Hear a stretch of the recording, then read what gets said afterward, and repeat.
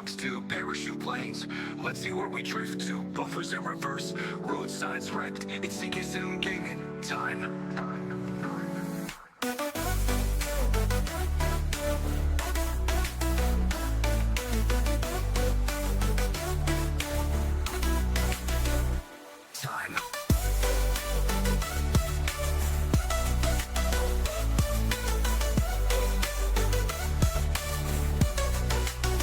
Driving trains, trucks to parachute planes. Let's see where we drift to. Buffers in reverse, road signs wrecked. It's CK7 gaming time.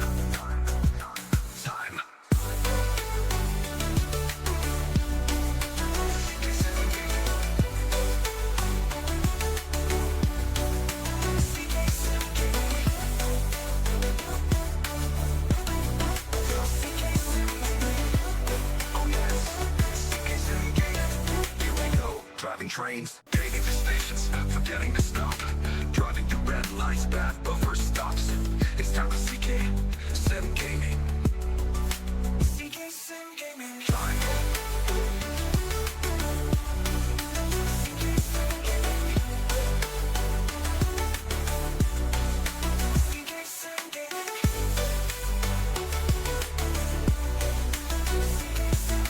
Driving through stations, forgetting to stop. Driving through red lights, bad buffer stops. It's time for CK7 gaming.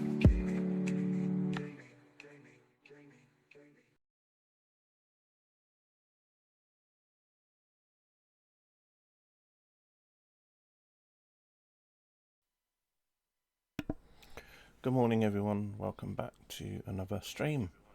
Oh, and I keep doing that every time, silly CK. Right, sorry about that. Right, anyway, we're carrying on today with parts 3, 4 and 5 of a 5-part scenario that I was playing a couple of days ago, I believe, starting from just outside Reading, and then we were heading towards Swansea. In part 2, which is the last scenario I played, we finished just outside, or sort of on the outskirts of Bristol. So these scenarios today will be heading off towards Swansea. Let's have a look at the Gamulator. Train Sim Gamulator. Hello Katie, hope you're well. So yes, in the Class 70, these are workshop scenarios. Now hopefully you should see a pinned link up on the screen in chat. That will take you to part 3 of the scenarios, and then you can then click on the links, and then that will take you to the other scenarios that they do. And then if you want, you can always pick up parts 1, 2, 3, 4, 5 as well. They've got over 100 scenarios altogether, so probably find something there that might take your fancy. Let's see, we've got a bit of a black screen here. Anyway, all these 3 scenarios are on the South Wales Mainline DLC, which takes you from Bristol all the way along to Swansea. Each scenario is about 45 minutes on average, or thereabouts, so plenty to do today. So we're going to be carrying on with part 3 today, where that puts us just outside Bristol. Not much to say about it, apart from it's a continuation of part 2 as far as Usk sidings outside Newport. Yeah, anyway, we'll get going and just carry on with this chill drive. As I said, it's a bit like Euro trucks really, except you don't even have to steer your train. It kind of steers itself, hopefully, into the right path. Anyway, I hope everyone's well and all good. I'll just make sure I've got everything set up properly. Yeah, I think I have. A Gamulator, yes, exactly. Right, welcome back again and to part 3. Set up your cab and we will get the off shortly. Please remember your class 6 speed limit, which is basically 60. So that's what I've got to do. Just make sure that the lights are set up as well. I think that's it now. And I think we've just got to sit here and head off when we head off.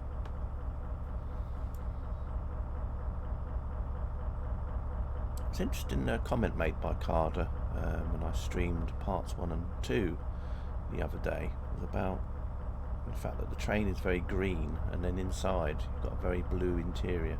I think we're waiting for another train to go by, so we'll just pop outside and see if we can see the train coming past, which looks like it's going to be an HST. Oh wow, it's actually a GWR HST today. That's pretty good.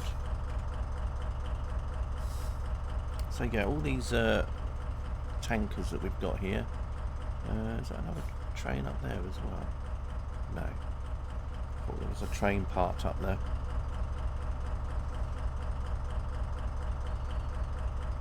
What I meant by that misturning comment was maybe you had missed a junction you had to set yourself.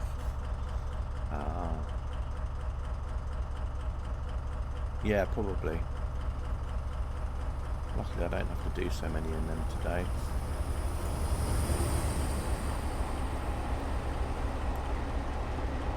So I think this is one of the trains you get with this DLC, is this GWR liveried HST. And we got an Arriva Trains 158 as well.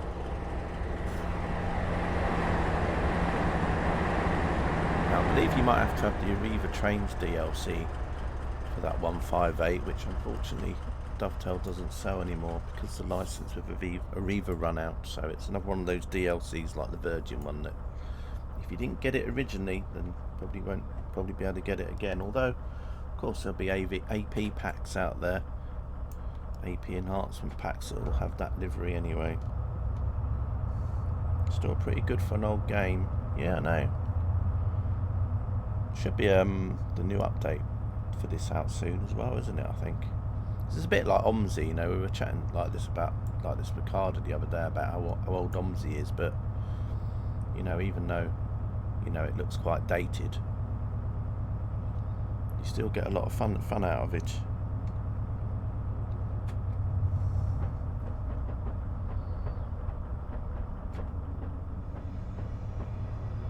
And a lot of people still regard OMSI as the best bus simulator out there.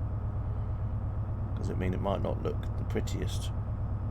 But I guess, and it might not be the most stable, but the fact that it kind of simulates a bus pretty well, or buses, keeps people wanting to play it.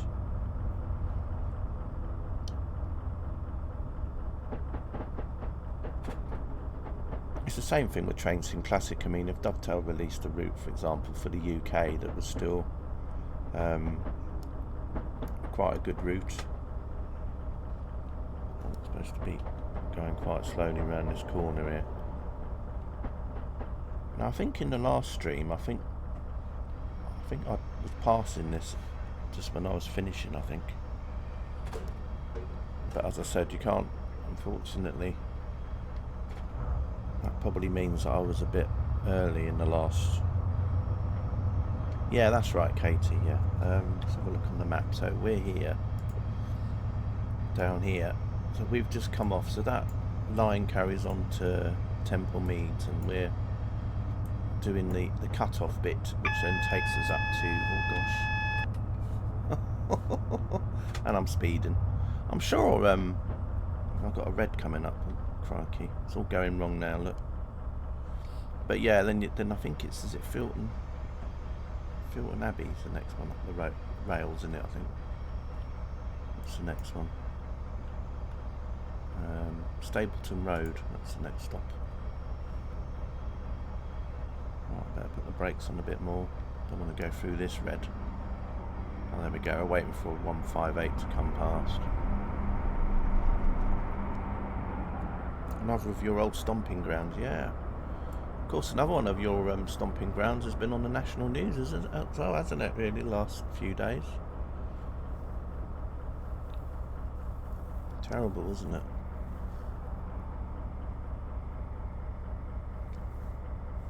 But not one you miss. Yeah.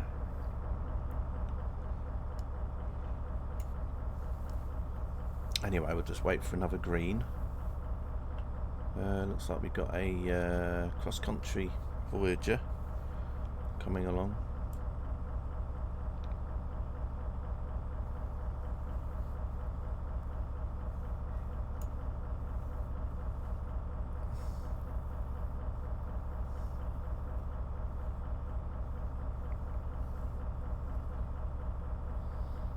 Yeah, there was a lot of on the national news about a murder on the Isle of Sheppey. 3 teenagers were arrested for murder. There we go.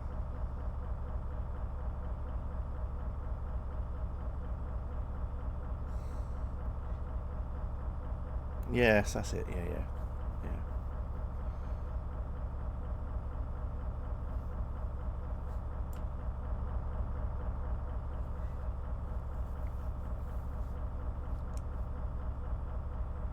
Right then, let's get going.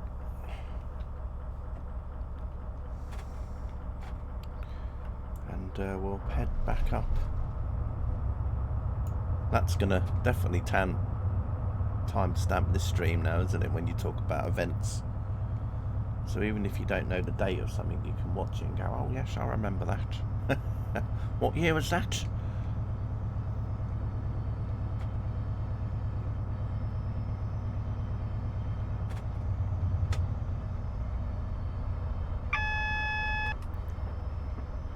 So yeah, anyway, so there's be a nice little drive along.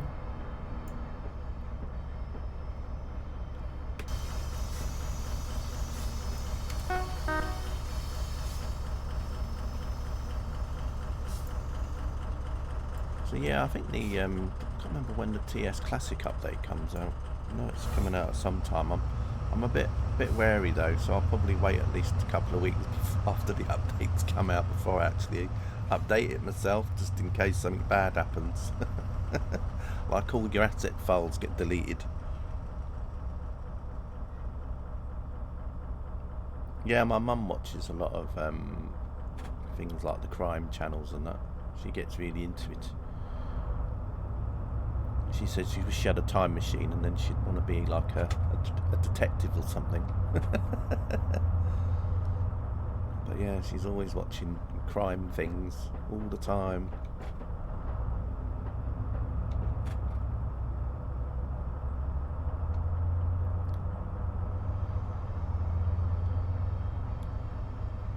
So we got Lawrence Hill, next station we're going through.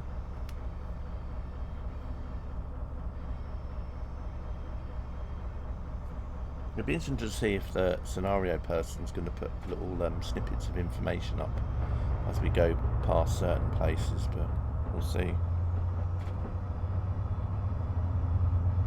Tell her about They Got Away with Murder. He usually covers older cases, so I was surprised when he covered that one.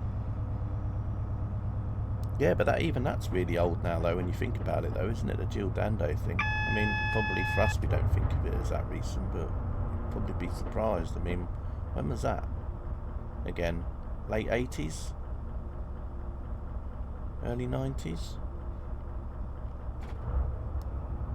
That's what I mean. Oh, 1999. I said, well, I did say 90s, I suppose. Yeah, but I mean, that was still 26 years ago now.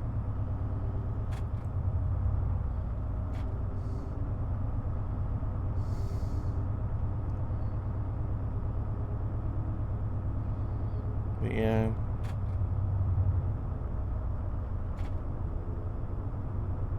Yeah, the other one I was thinking of, I think in my head as well, was the estate agent. Was it Susie Lamplugh? That was another one. But that was sort of like late 80s, mid 80s, wasn't it? I think that one.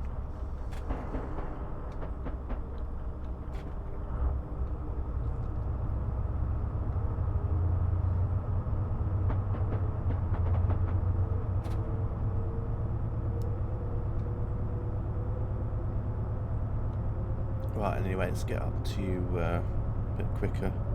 The guy's an older Englishman, very well educated. She's probably seen them, actually. They Got Away with Murder. I can say she sees a lot of them. And it gets to the point sometimes she watches one and says, oh, I've seen this one before. Like, you know, like when they have like so many series on and then they repeat them every so often. She'll be like, oh, I remember this one, I've seen this one.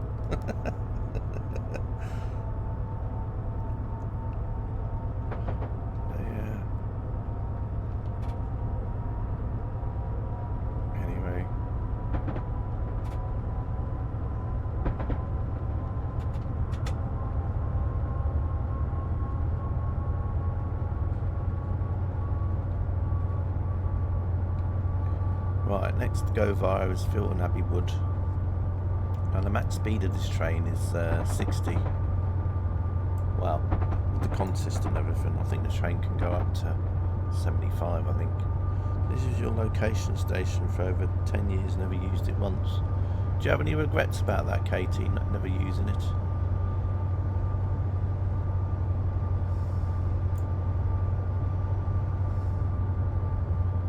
Do you ever wish to yourself that you could have actually just gone there once, stood on the platform, and then you could have come in this stream and said, oh, I've stood on that platform.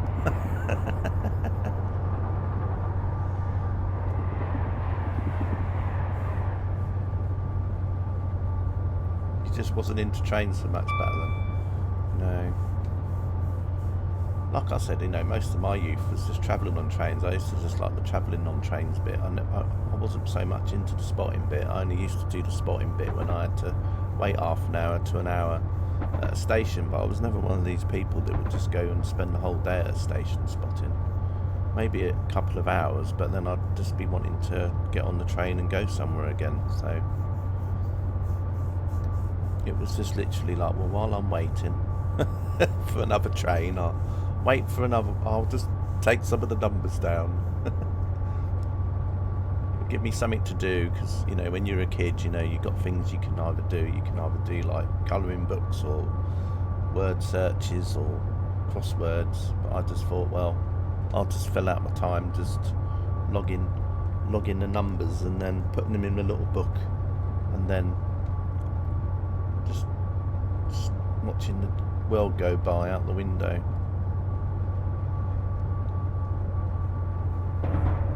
That's what I used to do. I think they, you know, as they call it, didn't, you know, like obviously had a name back then, still does now. I think, is it bashing? I'm going to do some train bashing. and then, as I said, you know, one of the days out the whole week, I might spend one day somewhere, you know, somewhere different. Sometimes I used to sometimes do that on a Sunday, because then there wasn't so many trains on a Sunday anyway. So I used to think, well, I'll do it on a Sunday. You can hear the Spitfire flying around outside. The old two-seater Spitfire whizzing around. Well, I'm gathering it's a two-seater. I mean, I can't actually see it, but I mean, that's normally what flies around here all the time, is two-seater Spitfires. Spitfire experience flight things.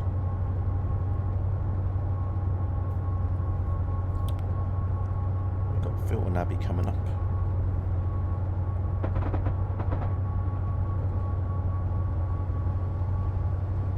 I don't know if it's just me, but this train, I think it could just be because this section is quite uphill anyway, isn't it? It just feels like this train is a lot more sluggish here. Around a half a mile away to your left was Filton Airfield. It was from here that the UK version of the marvellous piece of British and French engineering Concorde 002 took off on its maiden flight on the 6th of April 1969 with test pilot Brian Trubshaw at the controls. The rest, as they say, is history. Yeah.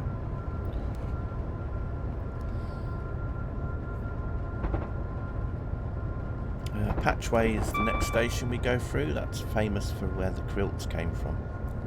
It's not really. But anyway. Might as well laugh at myself, I suppose. Another Voyager. Voyager trains are like the Marmite, aren't they? You either hate them or you like them.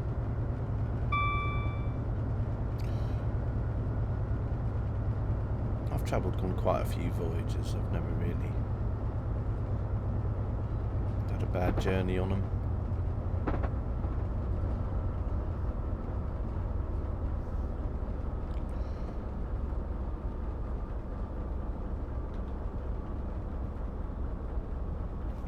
I think I might have to change my camera angle, although to be honest, everything like the speedo and everything is on the left anyway.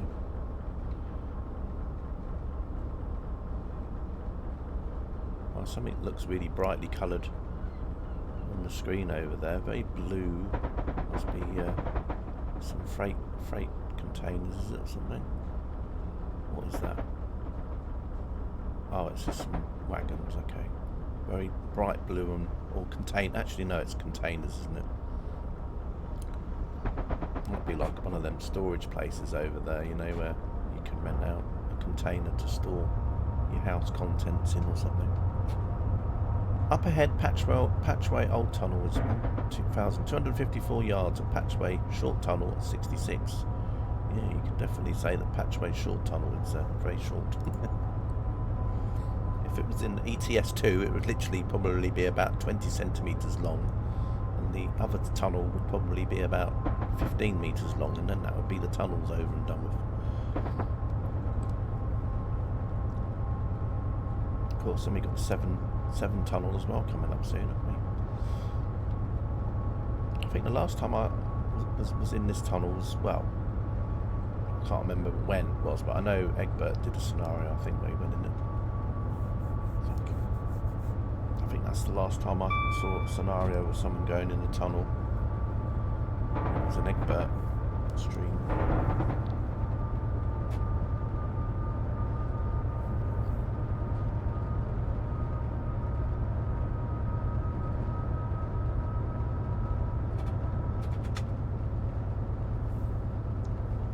Anyway, it looks like things are going to go downhill from here.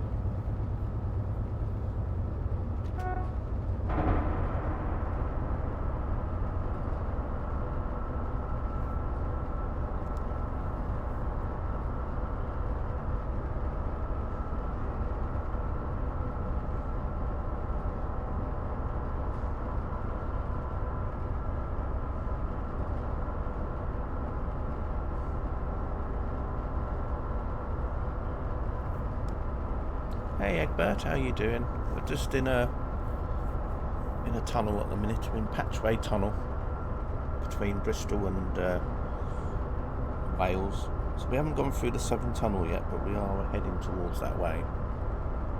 So I'm just carrying on with some scenarios I started a few days ago. A 5-part scenario. You started at Reading, near Reading, headed down along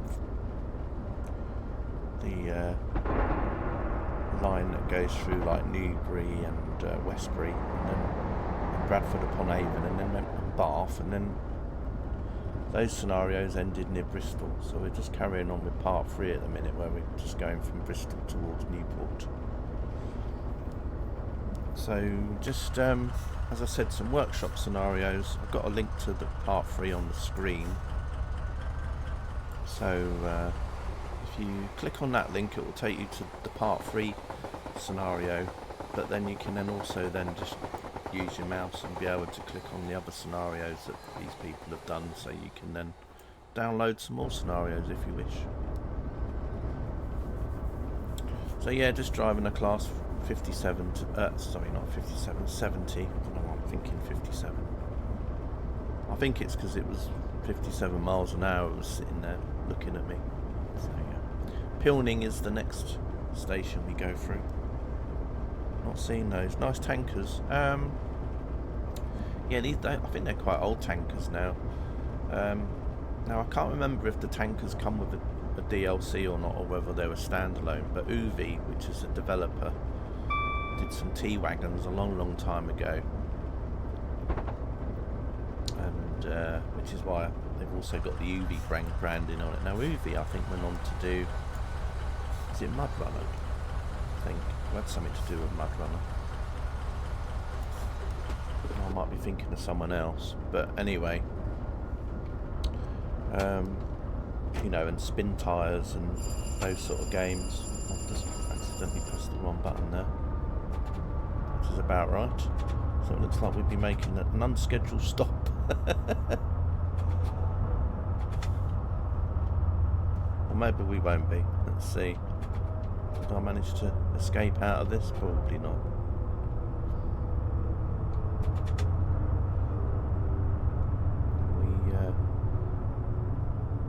I think we might be alright, actually. That was me pressing the wrong button there. I pressed the reverser instead of the... I'm sure you've all done that yourselves now and again, you know, with the keyboard, where you press the wrong thing. So instead of pressing the key A to do the throttle, I ended up pressing S instead, which neutralised the reverser. Anyway, never mind. So yeah, and I don't know if they were standalone, these wagons, or Uvi also did a DLC which was the Class 57, and I've got a feeling that those tankers were part of that. So if you got the Class 57, the wagons, the tankers were with them as well, because some of the scenarios had things like tankers and stuff. So I've got a feeling that might be where the tankers are from, the Class 57 DLC.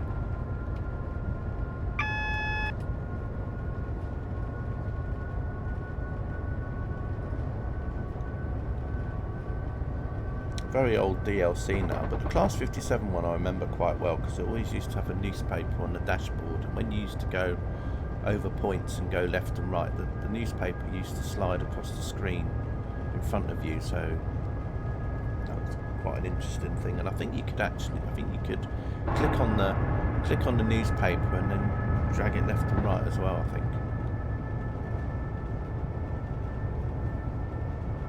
Anyway, we're coming up to, gosh, we're speeding, CK, so you're too busy talking and we're speeding. It's the Egbert effect. Right, at the bottom of this falling gradient you will see a single blue light. This means you may release all brakes. The double blue further ahead means you can apply as much power as needed to maintain your permitted speed on the rising gradient ahead. Yeah, I always see them lights as like the bottom in it, and then the top bit. You bring the best out of people, or the worst.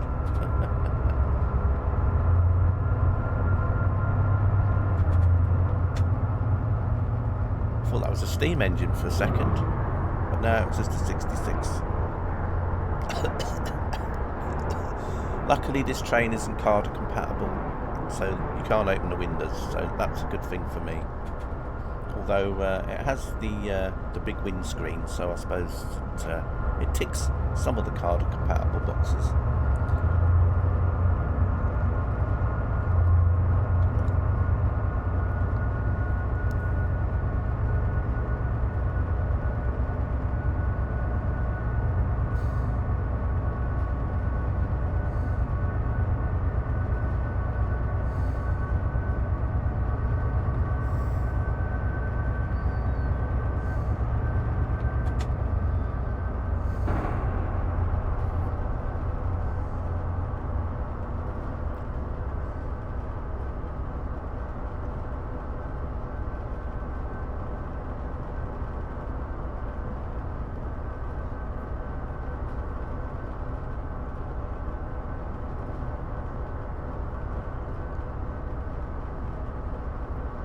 Anyway, these are empty tankers, they're not full ones.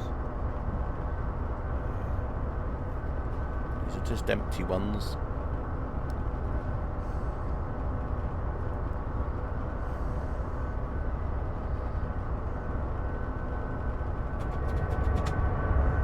Just going to put my foot down now. Well, you know what I mean. Can't really put your foot down. Try and get up to 60 at least before we start going up the slope.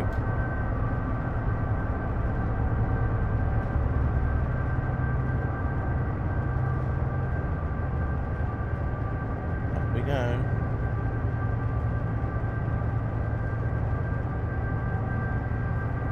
Right, what speed do you think we'll be doing when we get out at the top? Actually.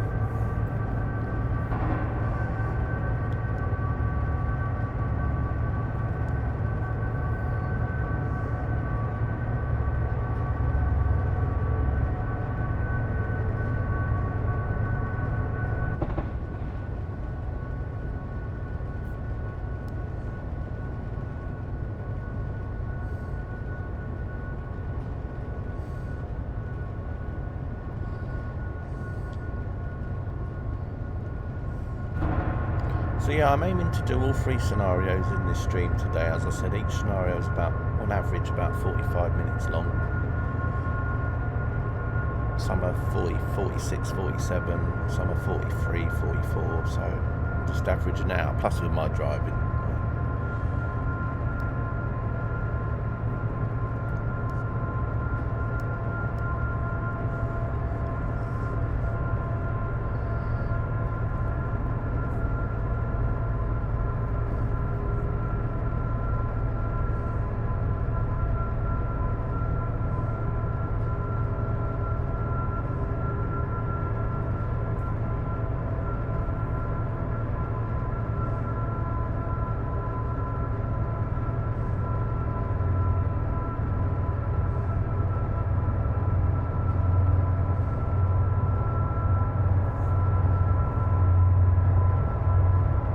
Geez, you driving a choo-choo or just playing noises in a dark screen? Probably a bit of both. You just happen to join in just as I'm in the Severn Tunnel. Don't worry, there'll be daylight soon.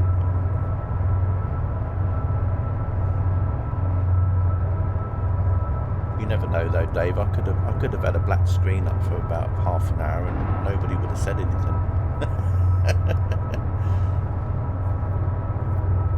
I got to the end of the stream and someone would have said, "Oh, just to let you know, CK, your screen's been black the whole stream."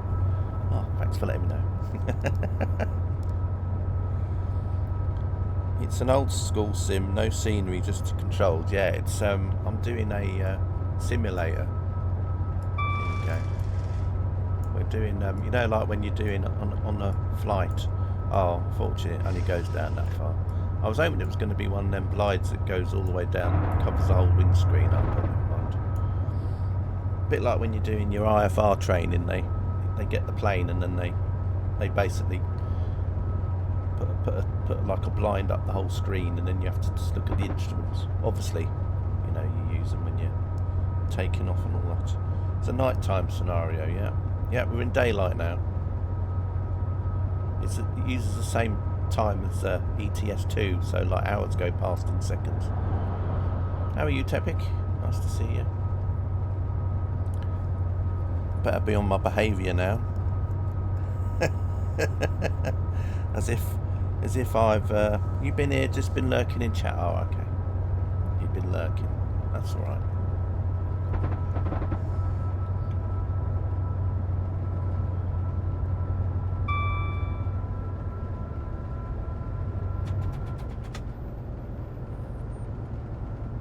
So yeah, we're just on part 3 of a 5-part scenario. I played scenarios part 1 and 2 in a stream a couple of days ago. So we're just taking these tea tankers towards Swansea. We started just outside Reading and on the Just Trains South Western Expressways route. So parts 1 and 2 are on that route. Parts 3, 4, 5 are on the South Wales Mainline DLC.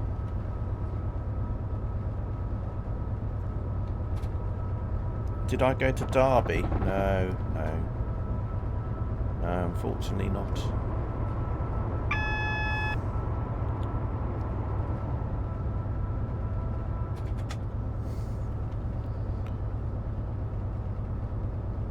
To be honest as well, I haven't really watched many videos of it either, you know.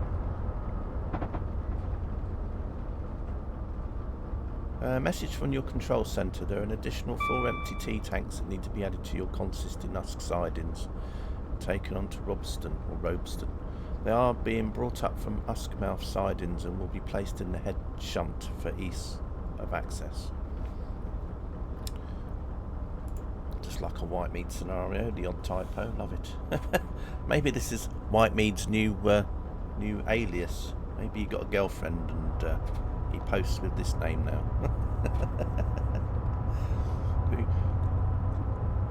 Heard they had a big event on. Yes, they did.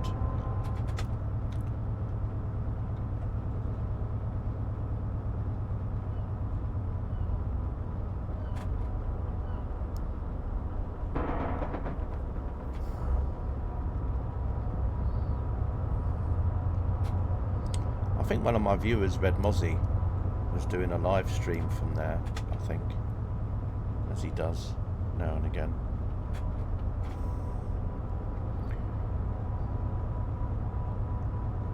I've seen Red Mozzie sometimes. He'll do like a live stream of you know, like when he goes on a rail tour, and then he'll do a live stream as he goes, which is quite difficult to do on a moving train, I suppose, with the connection and everything, because I know sometimes you lose the connection, a bit like when Captain Jenks used to start doing the live streaming for a little while, wasn't it? You know, he'd go and walk up a hill somewhere in Wales, do a live stream.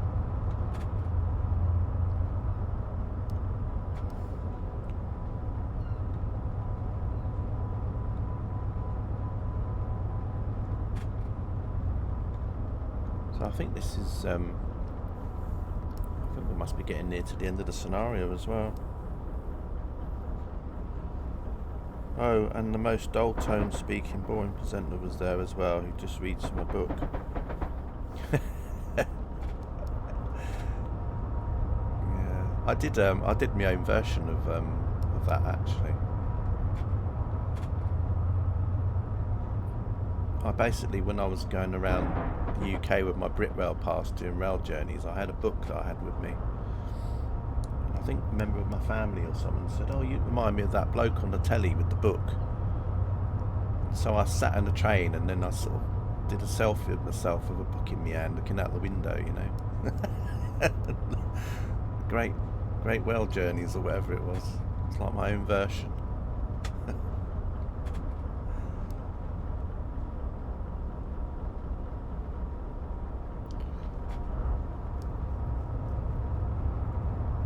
Oh my gosh, look at that. Did you see that train? It must have been, I must be on Truckers MP. One of the admin must have, oh my gosh, another one. Is this because I'm running so late? It could be. Maybe I'm running late and they're going into a portal. Is there a portal there? Maybe there's a portal and I'm running so late. It's disappearing into a portal. Yeah, there we are, look, see? There's a portal there. I'm running so late that the trains are going into a portal before I've even passed them.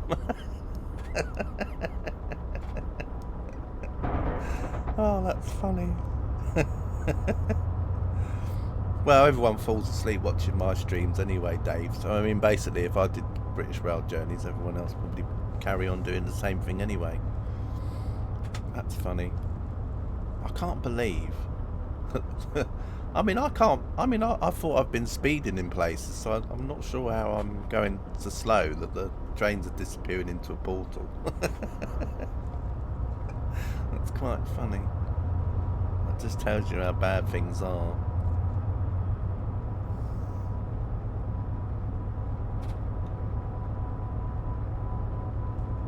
I might have to get a refund on these scenarios.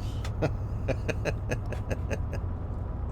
might have to write a comment like, "Can you make sure your trains go to the next portal along, please?" Because basically they disappear before I get to them. Got class 1 training from tomorrow. Class 1 training. I guess that's for trucks and things, isn't it? I'm guessing. Clan Wern. Although that's probably not how it's pronounced. So yeah, apologies to all the Welsh people out there.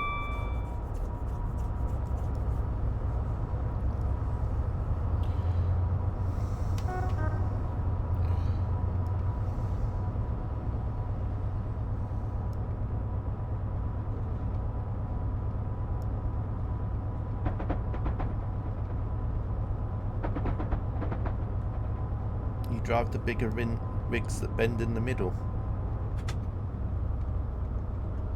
I'm not going to say anything about that. I'm not going to say nothing about that whatsoever. Trucks that bend in the middle. Well, all my trucks bend in the middle when I drive them, and Egbert as well. I mean, all Egbert's trucks bend in the middle. Oh dear. Anyway. Oh, 66 with the containers. I'm trying to think. Bigger rigs that bend in the middle. What, like a bendy bus? No, I don't know. You mean like double trailers or something?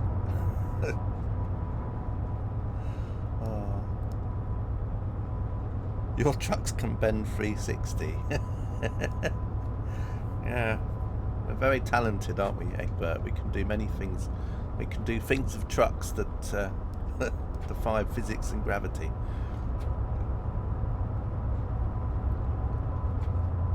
Gymnastic trucks. Arctics.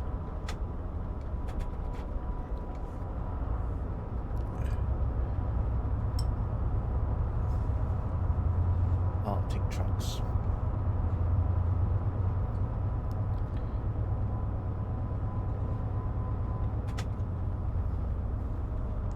Is that Voyager on the slow line? Seriously?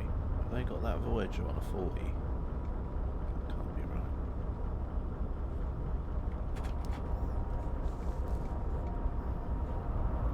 I think that would be the slow, wouldn't it, on that side? Bidoo-bidoo-bidoo.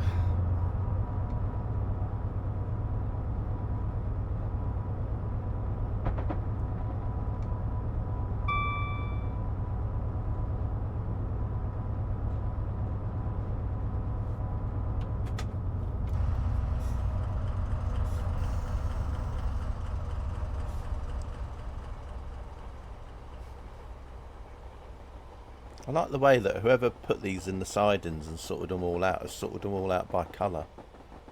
Make sure all the reds are together, the blues are together.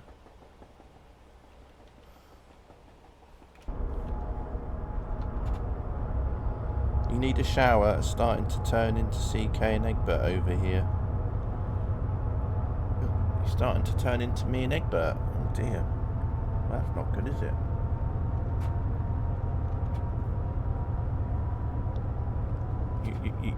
You're saying that we smell, and so that's why you're having a shower. Egbert, he's saying that you're rotten. You're a rotten egg.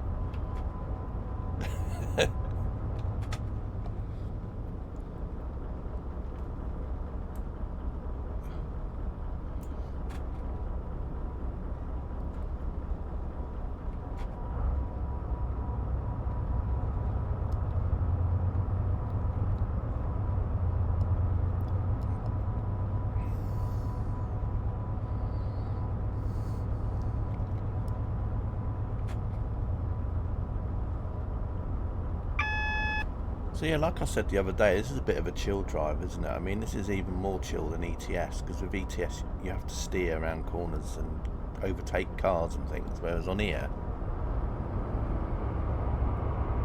Oh, okay, so it's the fast on that side, okay.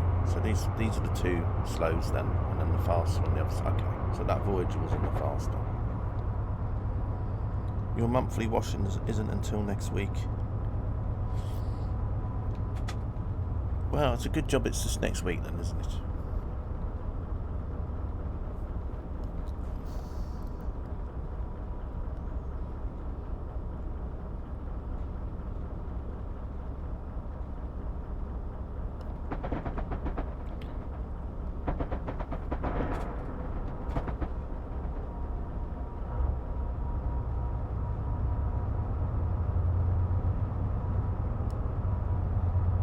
So what I'll probably do is I'll probably play the first two scenarios and then I'll have to come out and restart the game, I think, for the third one. It might be that the third one will load up as well. I'll try it, and then if we get any crashes, then I'll have to just start anyway. Because thinking about it, because they're on the same route, it might not be so bad. I think it's if you just play different scenarios and you load up different routes, but because I've loaded up this route, it might be right. You need to GTA again.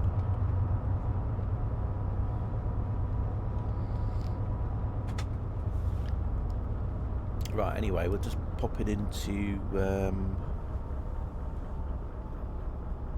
Please stop on Usk Up branch where your last tank has cleared the signal gantry. Alright then, I'll do that. Don't worry. Let's see if I don't stop in time.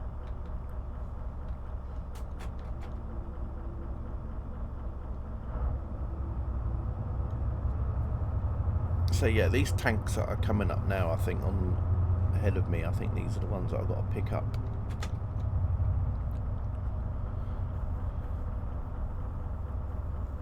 sort of signal gantry, wherever that is.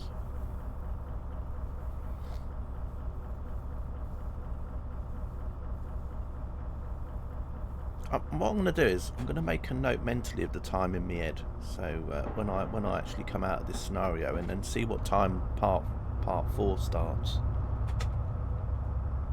Because it's what, 17:06 now. So it'd be interesting if I start part 4 and then it goes back to like 5 o'clock. Because then it'll give me an idea of how late I was.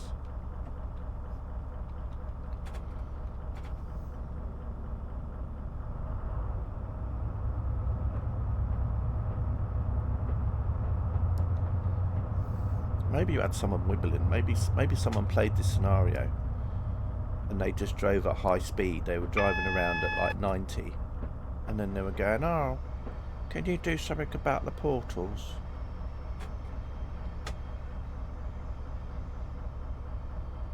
And he said, "Yeah, I'll change it so they go out of a portal a bit earlier for you."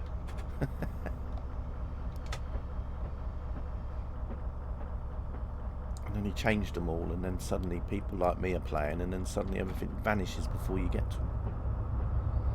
Well, like I said, I find it a bit weird though, because I'm sure some parts I was having to slow down because I was speeding.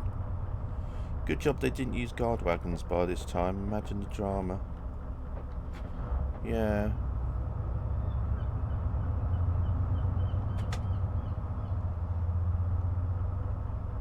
Right, so basically what I'm going to do is I'm going to come out here, and then we'll just watch the wagons come past. And then once the last one comes past about here, then I'll know that they've all cleared it, more or less.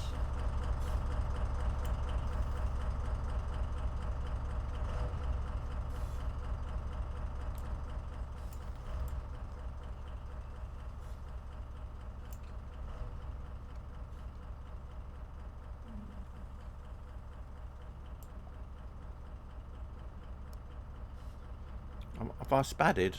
No. No.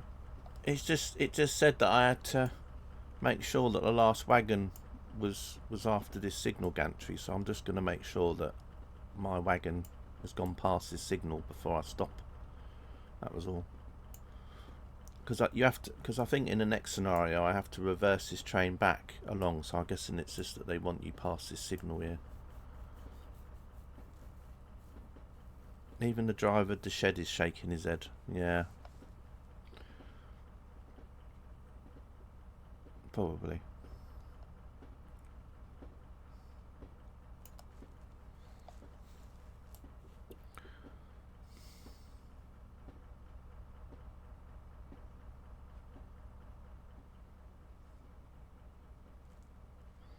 Or Robin Van Persie, as I call him.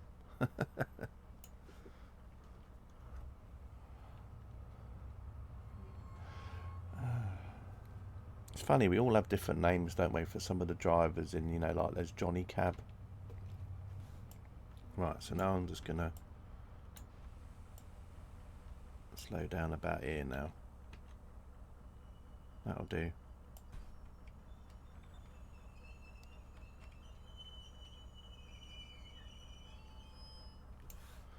Marvellous. And then I think that's the end of this scenario, then I've got to load up the next one. And in the next one I've probably got to reverse all the way down here and hook up to these ones.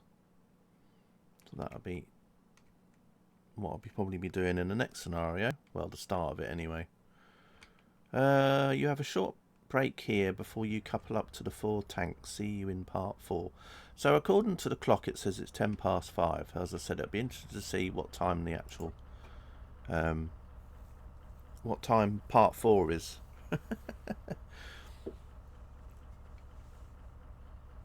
to give me some idea of how late or early I am. I mean, I must have been running late, because otherwise those trains wouldn't have disappeared into the portal. Although there was a point earlier, wasn't there, when I first started driving, where I put the reverser on by accident and I slowed down a bit, and that probably made me about a minute or so late. So if you'd have thought about it, if I'd probably gone past them trains within a minute, I probably wouldn't have seen them disappear. So could just be fine margins on the way that the scenario's like working. Anyway, we'll try the next part. Down here, if I can find it. Right, so it's JP151, continuation of part 3 as far as Miskin down goods loop for what should be your final pathing stop. So this scenario is about 43 minutes. As I said, each one's about on average about 45 minutes. Right, 17:10. Let's see what time this one starts. Let's have a laugh, shall we?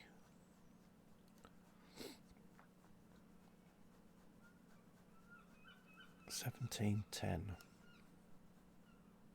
Oh, there we go. 17:10. So I wasn't late. Maybe it was just those extra. Maybe if I'd have been like 30 seconds early, maybe it might have helped. Welcome back again and to part 4. Please set up your cab again and then set back into the head shunt and couple up to the 4 empty tanks. Your path is set, but you need to control and tab signal NT1228 for permission to enter the occupied siding. Okay, well. So we're going to do something that some of you like me to do in a stream. Don't you? There's something here that... oh, that's interesting. That 66 has turned into a 70 now. And it's even got the same number as my train. It's copy and pasted itself. Thought you were fusing PC. What do you mean, thought I was fusing the PC? What on earth are you talking about?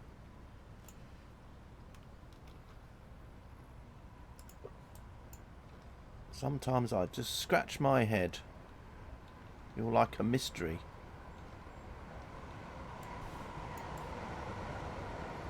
There's the Voyager again. Restart. No. I said probably after the third one probably.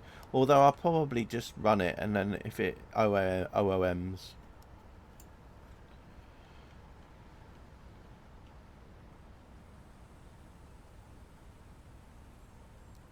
As I said, because most of the scenarios are on the same route, I'll probably be alright. I think it's normally what happens is if on Train Sim, you know how it is. It's like if you load up a really big route and then you do a scenario on another big route, then sometimes it decides to crash out. But I'll just go with it, and then I'll try all the scenarios, and then if one of them crashes, then I'll just restart. The F is OOM.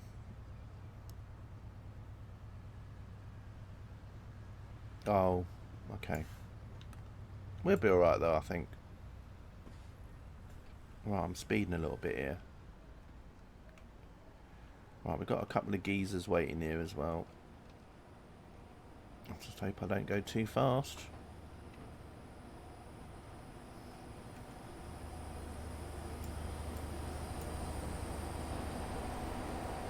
Might be a BOOM in a minute.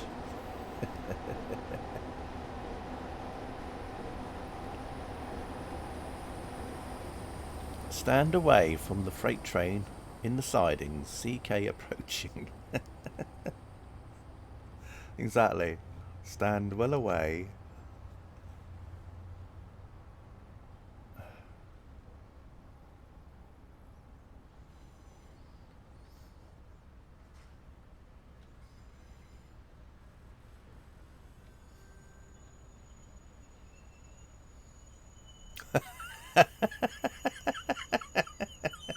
There we are. I think they've hooked up. Luckily, they didn't have to go back too far. Oh dear. I think we're hooked up to them now, aren't we? Anyway, I think that's that. Yeah. It derailed. No. Luckily for me, these aren't AP wagons. You know, you don't get the same X-Plane 12 realism that you do with the with other wagons. Right, does that mean I can go then? Let's see. Hornby Couplings. Oh yeah, don't. I I think I just got to check to make sure they are coupled up, because I don't want to go away and then find that they're not. I think they are coupled, aren't they?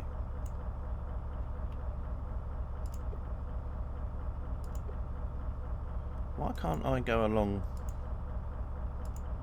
like I normally can?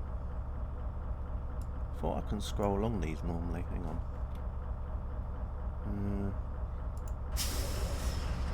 Oh, okay. Never mind. We'll just go ahead and then see what happens. If the train sort of goes ahead and then we let's see if we leave any behind. Are we leaving them behind? Yeah, part 2. Right, here we go.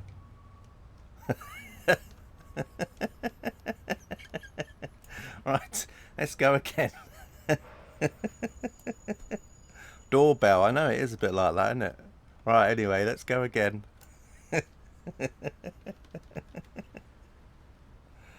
Oh dear. Right. You can tell someone hasn't played this game for a while. Let's go again. But normally you can... Why won't it let me reverse? What's going on? Is the train broke? Won't let me move. Move! Come on.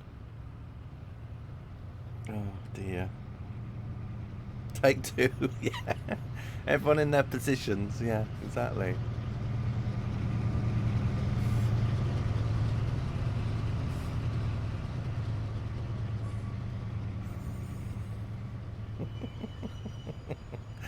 Oh dear. Can I do it this way? Oh. Come on, why aren't you connected up? Oh. Can I do it this way? Here we go. No. No, not.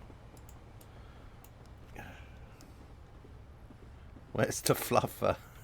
The buffer?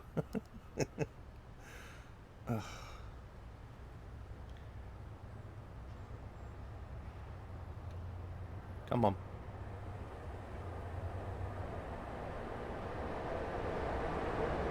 About 100 trains have gone past. Right, here we go. Come on. Come on.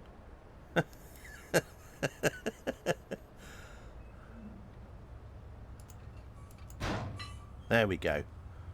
Good job. Oh gosh, is it going? Stop. Stop.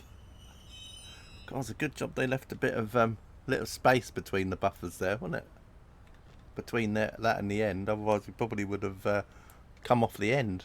I think they must have known I was going to be playing this. I didn't even read what that screen said, something about a good job or something, but I wonder if they did that on purpose. You know, had a 66 here in part 3 and then put a 70 here instead, or maybe they just didn't realise. They might have made this scenario like about 2 or 3 weeks later, and then they're trying to think, oh, I'm sure I had a 66 part, 70 part here.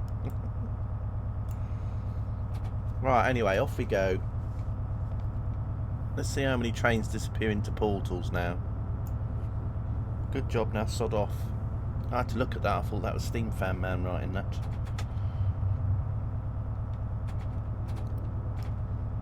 Right, anyway, off we go. I think this scenario probably would have cost about £79.99p, this one. I don't know. How many DLCs has been used in this scenario already? Who knows? Right.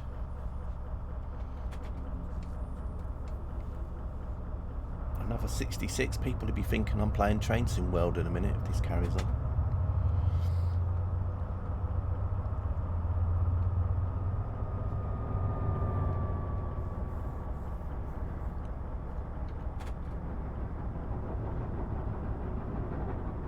I'm sure this is a different 70 to what I was driving in the last 2 scenarios as well, because I'm sure when I was on throttle 1 it was saying 12% and then it would go to 25%.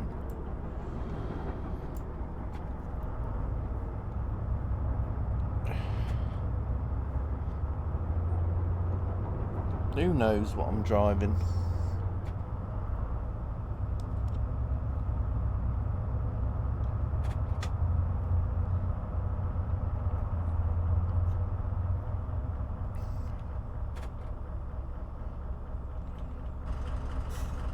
Oh, I better change me things before white meat comes in. There we go, quick. Good job white meat didn't spot that. I would have been in trouble. Light mead. Light mead.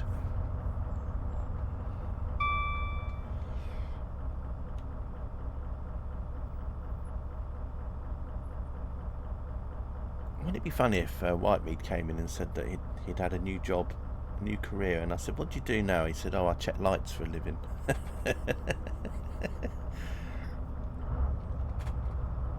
I have to go around the country looking at all the street lamps, make sure all the lights are working.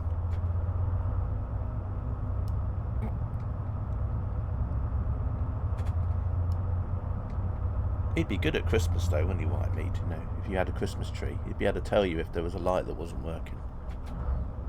Although normally, the way they used to work anyway, I don't know if they changed now, but normally if like one didn't work, then normally the rest didn't anyway, did they? That was how you always knew you had a dodgy bulb.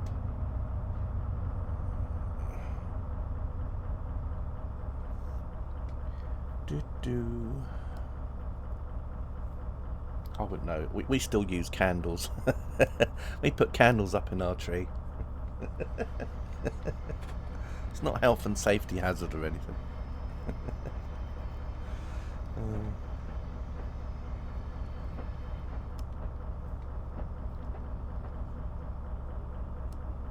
Now I know why this scenario is 40 odd minutes long, because literally the first 35 minutes is coming out of this siding because it's slow, and then we literally only go like a mile down the track and then it says scenario is finished. Scenario over. Scenario is done and dusted. Fire brigade on speed dial, yeah. Personal number.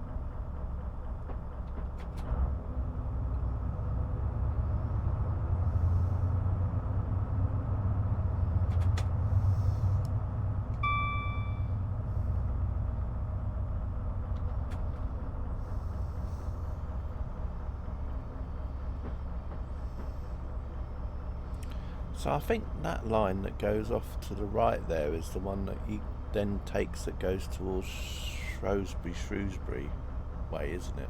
I think you literally go over a bridge in a minute, don't you? And then we go into Newport.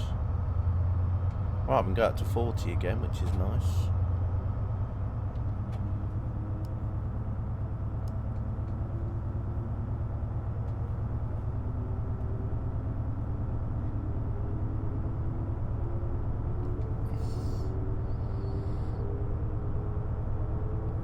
Probably going to have a wibble and say HSTs don't go down there in real life, GWR ones, that's not accurate.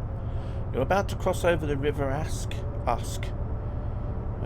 It's around 78 miles long and rises in the west of the Brecon Beacons National Park. It empties into the Bristol Channel. I was thinking about that for a second before. I thought they were talking about the track. It's like, why would the track empty? Once you literally just drive into the sea, the river. Right, and oh look, another 66. More wood, more timber.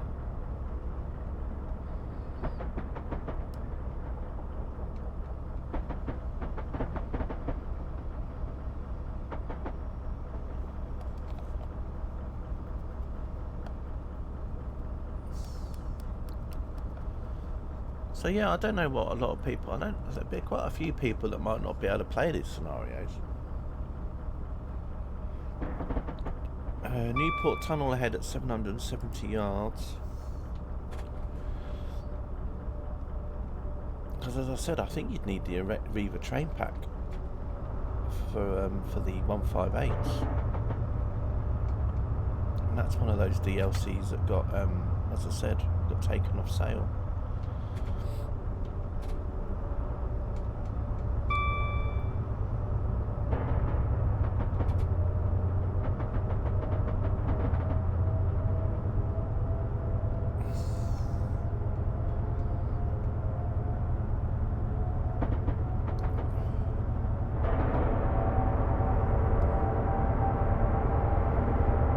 Best view of Newport leaving it. I don't know, I've never been here, Katie. I mean, I've been through it. I've got off at the railway station to change trains, but I've not actually ventured outside the station. There's quite a few stations that I've done that, to be honest. Well, I've literally only been to the station and not actually gone outside of the station. Carlisle was another example. I literally went to Carlisle station, stood at the entrance and looked at the castle, and then walked back in the station again to get another train somewhere.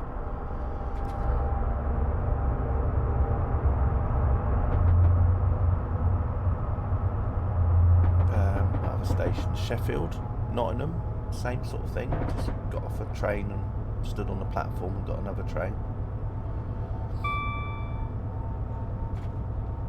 Preston, Crewe.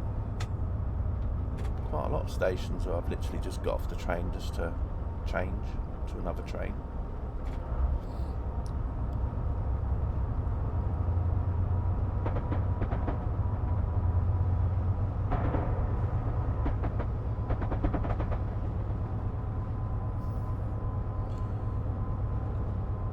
Yeah, it's a shame about that, Egbert. Yeah, because what happened with the original Crewe to Holyhead was that Dovetail had a Virgin Trains licence as well, so there was some Virgin Trains DLC, but the Crewe to Holyhead route also had, I think it was like Virgin Trains branding on like Crewe, all the colours or whatever, or the logo is mentioned. And then what happened was when the licence ended, it meant that DLC had to be removed, and then Dovetail were then took them a while, and then they did like an unbranded version of the route. A bit like this route as well. This has also got a couple of versions due to branding. So the other Crewe Holyhead come out, and literally it was just to remove the branding of things.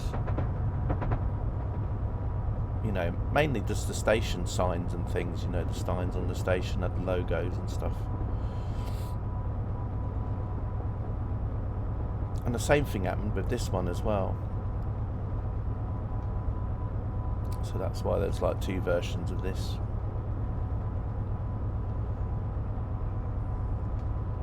Yeah.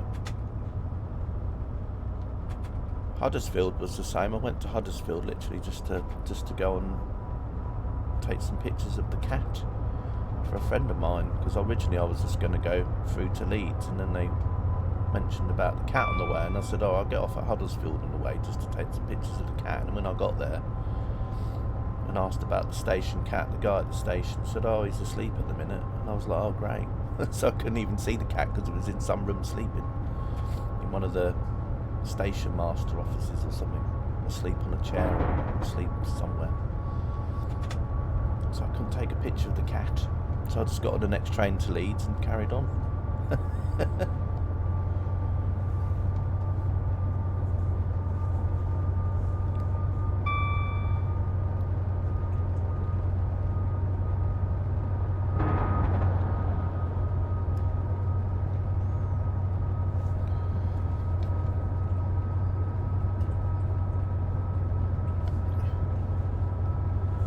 Yeah, I mean, that's really the only differences between the two routes, really, Egbert. It's just that they've just had the branding taken off one versus the other. You need to visit Stourbridge near Birmingham to see their cat George. That's a very good idea there, Egbert. Go and visit George. Although it's not obviously George, the cat. It's George, yeah, so anyway. Someone's had their drugs this morning. Hey, Bluebell, Mr. Bluebell, good morning, how are you? Bluebell RMR How are you today? Hope you're well. I'm just doing some workshop scenarios today. I've been playing 5 workshop scenarios. Well, I'm going to be playing 5. This is part 4 already. I did part 1 and 2 in another stream, and I'm doing part 3, 4, 5 today. So we started off originally near Reading, and then we're now in Wales near Cardiff. Not in this one scenario. I mean, it's the whole journey over 5 scenarios. Rainbow drugs. Yeah. Anyway, that's basically what we're doing. We've got Mr. Johnny Cat in the controls today. And we're just driving, I think these are PG Tips, Yorkshire Tea, and Twinings, I think. Because these are tea wagons, apparently. So we're just taking tea. Another train that we just missed. What on earth is this train? Oh, it's just it's a threesome. It's a good job this is an 18 overrated stream there. There's a threesome that's just gone past. How are you today, Mr. Bluebell? Hope you're well.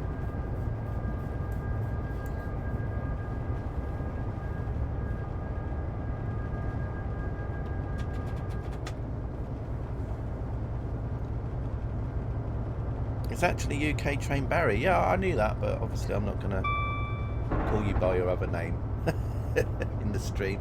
But how you doing, Barry? You alright?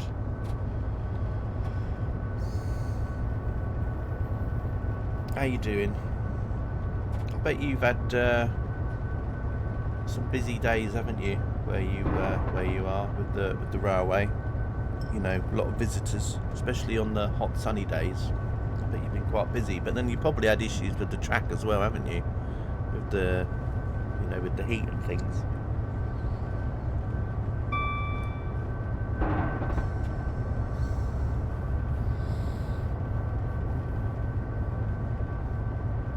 But yeah, nice to see you anyway.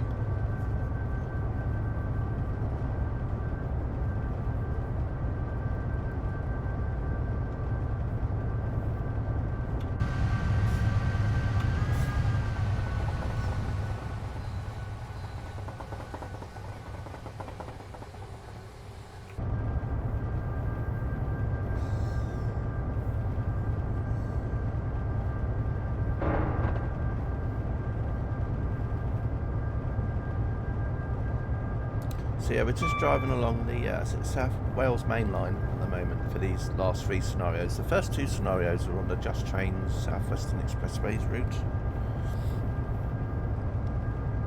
And these are scenarios you can get on Workshop. If you look at the pin message, it should take you a link to the link for part 3 scenario, but then you can then click on the Workshop person's name, and then you'll see all the other scenarios who do come up. I think they do about over 100 different scenarios.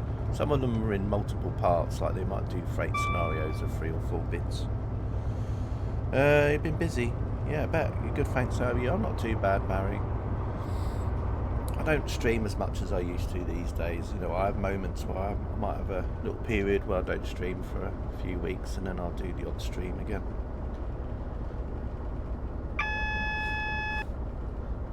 So, yeah, but, you know, a bit on and off. So I've just been doing some Train Sim Classic recently, because I haven't really been playing much Train Sim Classic, really. I've been doing some Train Sim World, and also Euro Trucks and American Trucks.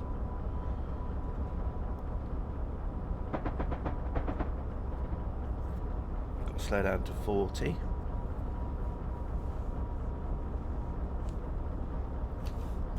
So yeah, TSW, I've just been experimenting with some train spotting streams where I'll just leave, you know, I'll just go to a location on a route and then just leave it running. And then people can come and sit and watch the trains go by. Sometimes if I was around, I'd interact a bit, you know, move the camera view around as well, so it wasn't just a static view, you know, like pan or zoom into things.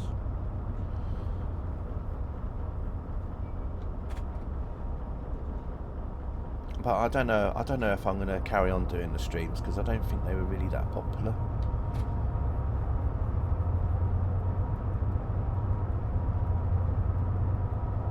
It's probably those streams are probably better when I'm actually there, and then I'm moving the camera around, and then there's interaction. But if I just leave the route running and then go AFK for about half an hour, then I think, you know, they're not. I don't think they're enjoyed as much. I don't think, you know, people just come in and think, what the hell's this, and then they just go again. So.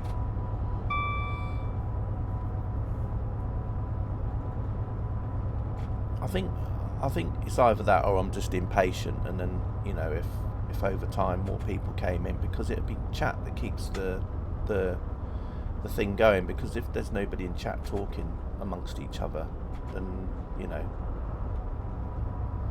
You like my trains? Oh, do you? Yeah, I know a lot of people lurk and watch them as well, but it's just, you know, it's just something I'm just trying out at the minute.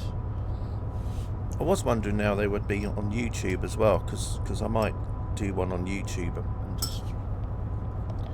I've tried Restream for a bit, but I don't really like Restream, which is where you have Twitch and YouTube on at the same time. So I don't know. I've also done like plane spotting ones in the past as well, but yeah, they're all right. Although I think people prefer the real world ones, where you actually get the people talking and you actually get the proper sounds of the planes, rather than just the sounds that you get in game, which aren't as good as the real world ones. So, plus you know, sometimes it's good to maybe cover an airport that nobody's covering in the real world. I mean, you know, if you want to watch Manchester, there's lots of people streaming Manchester live every day, or Birmingham, or Heathrow. Gatwick is probably like maybe once a week or once every fortnight someone might do a Gatwick stream. Southend is another, you know, you might get someone once a month doing Southend if you're lucky. Whereas with Flight Sim, you can literally go anywhere. I can go to any airport and just do a plane spotting stream. Am I looking forward to Trains to World War 6? Yeah, in a way. I mean, it'd be interesting to see what new things they bring to the table, Barry. You know, what new features they're going to bring. What the routes are going to be that they're including with it, because no doubt it'll probably be another German route, another German UK and an American route probably. Although you don't know. I mean, obviously German and UK definitely, I think, but maybe the third one might be. Maybe they might do another Dutch route. Add another Dutch route to the list. So I don't know. Be interesting to see what it is.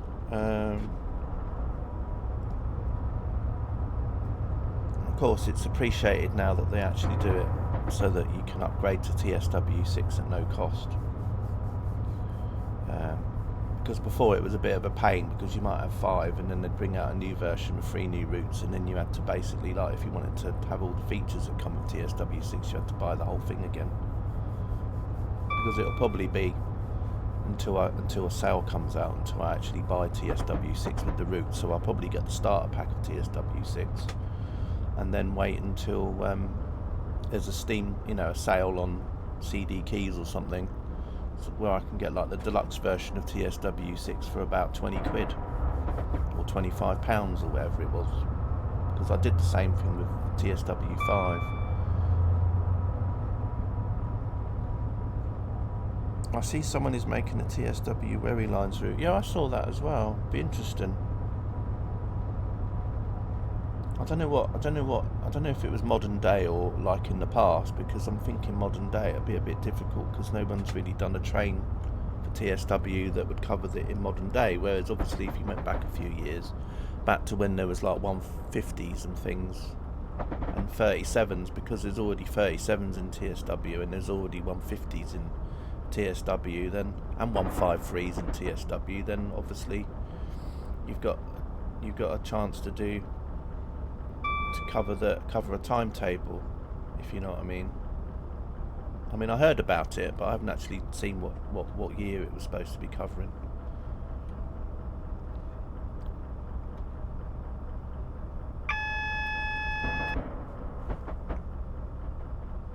I mean, they might do it for modern day and then basically just have a timetable with the 150s and whatever in, and then if they want to, and then if someone brings out like the newer stuff, then obviously the route's already kind of for that already. Right, we're just about to come into Cardiff.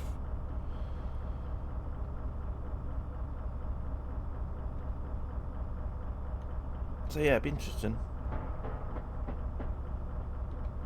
But yeah, it'd be interesting to see what they're going to bring. Obviously, the GWR revamp is now coming with TSW6, so if you've got Great Western Express, then you'll get the revamp version of it. You've seen some photos of it. Yeah, that's what I've seen, but I wasn't really looking into much of too much of the details, but I've heard that someone was doing it. It looked quite nice from what I saw. I don't know if one of the developers will pick it up and then publish it for whoever it is, because the same thing happened with that guy that was doing the Mildmay route for North London lines. You know, the line from Stratford to along the North London lines, and that originally was like his own project, and then I think Dovetail were quite impressed with it, and then it ended up being like something that they ended up selling as a DLC. So I don't know. And that guy's extending it at the minute on towards, I think, Richmond he's taking it on to, so, which would be a free update for everybody that has it already.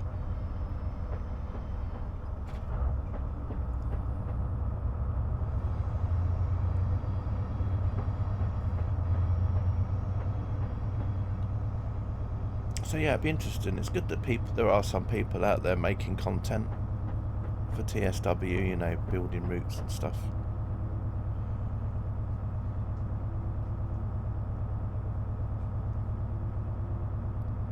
Now, Cardiff is a place I've actually got out of the train and actually walked around the city a bit.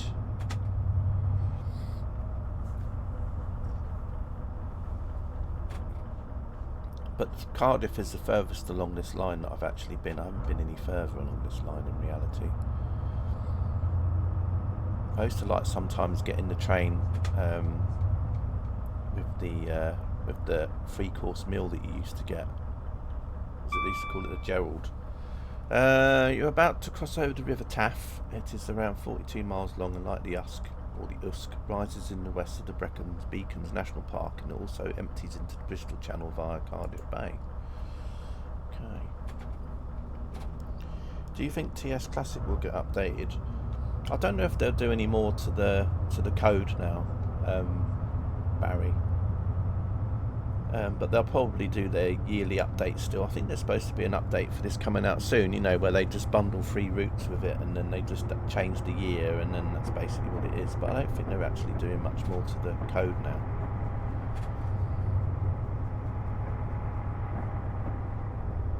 I think, you know, it's mainly the third parties that are just keeping TS Classic ticking over at the moment. You know, the third parties still bringing out the stuff, you know, the Steam Sound Supremes and the Victory Works and the Alan Thompson Sims, and I don't even know if Just Trains are working on any new routes at the moment now. I mean, they did the Midland Mainline stuff, but I mean, they're focusing so much on TSW now. I think they're just basically like not really doing anything for TS Classic now at all. And of course, you still get probably the Dutch, the people in the German DL third parties, and the Dutch third party people still doing stuff. I mean, there'll still be a market for it. You know, it's a bit like OMSI, isn't it? You know, there's still DLC coming out for OMSI. I mean, so I think TS Classic will still have it, but I think Dovetail are obviously probably not really doing much DLC wise now. I mean, there'll still be DLC coming out through Steam and Dovetail, but it's probably more like where a third party's done something. I don't think Dovetail themselves are making any more routes for TS Classic now. I think everybody's moved on to other things. Yeah, exactly, Dave. Yeah, I think so too as well. I think it'll just be like the third party people still keeping it running. You know, the Armstrong Powerhouse and everything like that.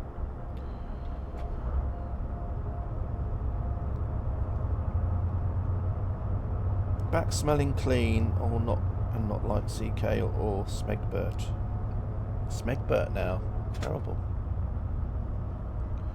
All these name callings, I don't know.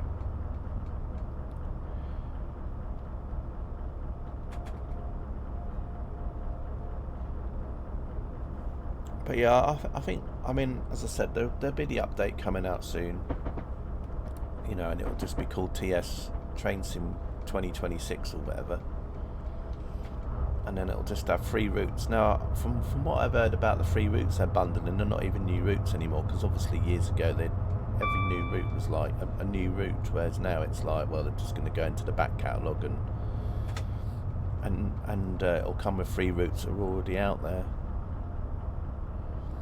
But instead of you paying like $24.99 for a route, you'll be able to get all free routes for $24.99 or whatever.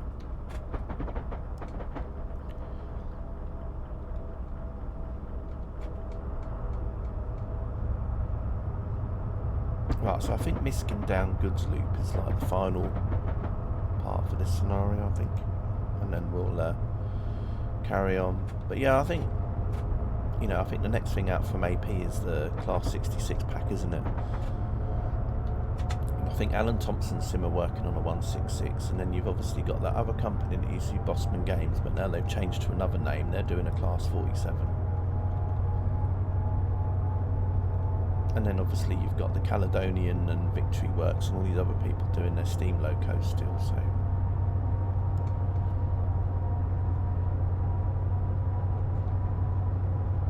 I mean, in a way, maybe the people like Steam Sound Supreme and Victory Works are sort of breathing a sigh of relief in a way, because obviously they might have got worried at first, because obviously Steam locos were coming out in TSW. And then they thought, well, maybe if Dovetail are going to start bringing out loads of Steam engines, all different types of Steam engines, and people will move from TS Classic even more, because I think, you know, a big market for what keeps TS Classic going at the moment is the fact they have such a big catalogue of Steam locos, and you really haven't got that in TSW. So there'll be a lot of people that might have thought, well, you know, once a lot more Steam engines come out for TSW, I'll go over to TSW a lot more. And but obviously, you know, there's still like a market there for people, you know, the Steam stuff, you know, the people that like the Steam engines. You know, TS Classic is the train sim to go to, really, because that's the one that's going to cover all of the different types of Steam locos you might like.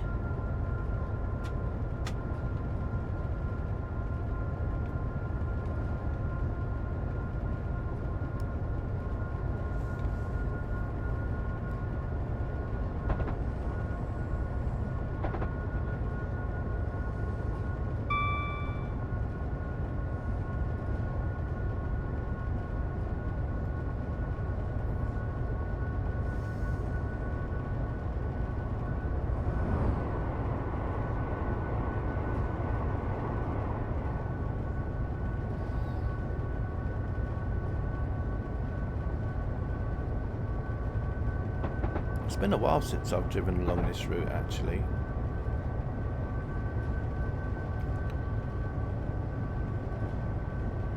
I remember when this route first came out and I was doing drives along it, and a lot of people were commenting about all the rubbish everywhere, because in some of the stations you'd go over, there'd be like lots of rubbish littering on the tracks.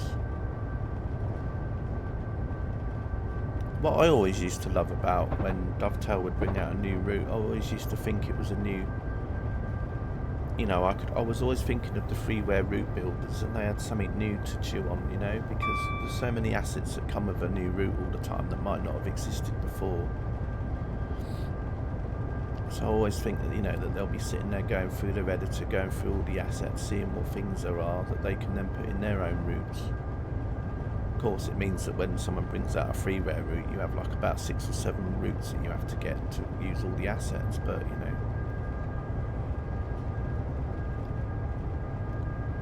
So that was a good thing, you see, and you're not going to get that so much now, because obviously, you know, there will be other routes that come out from third parties, but there'll still probably be not so many custom assets in them compared to, say, like if Dovetail had been doing a route from scratch. But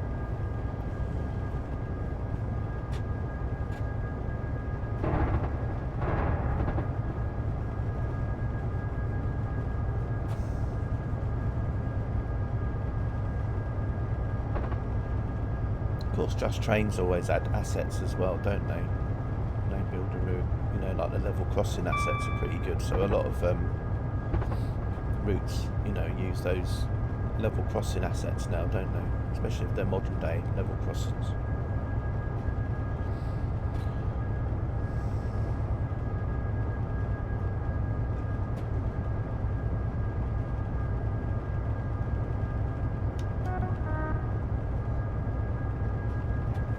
Got to check to see if this 70's got the opening windows or not now.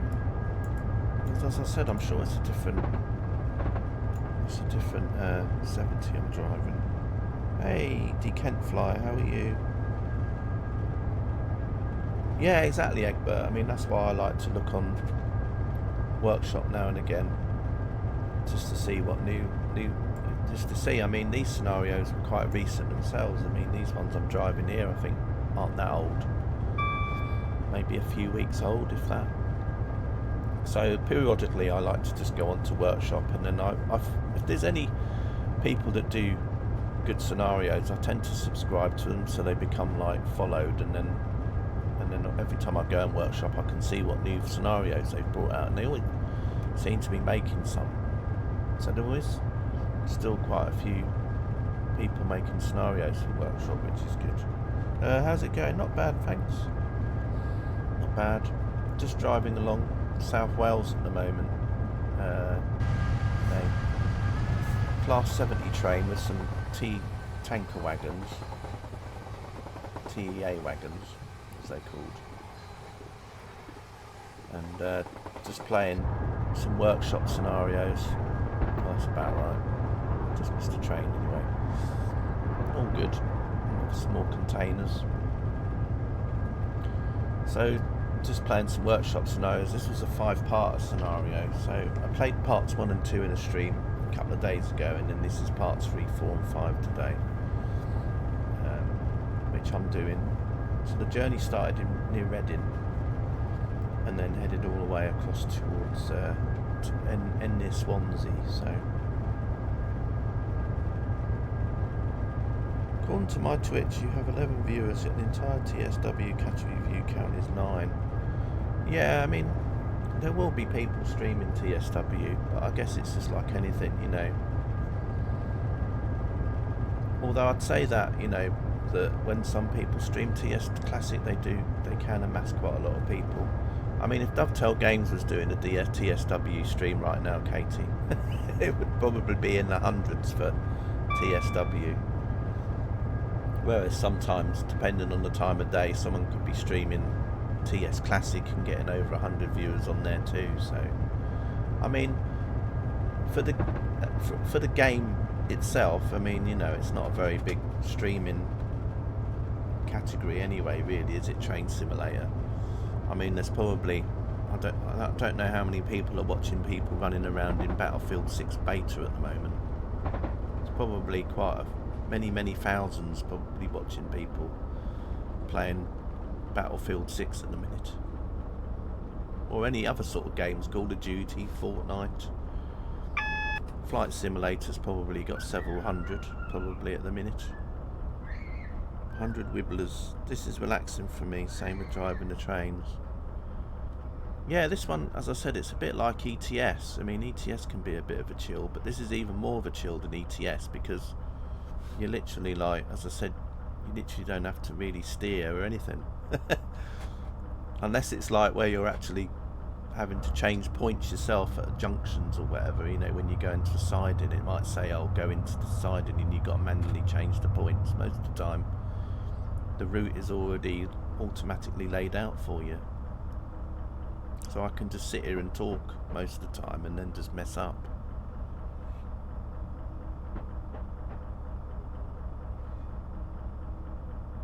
OATM, as it doesn't reopen till the weekend. What on earth are you talking about now, Dave?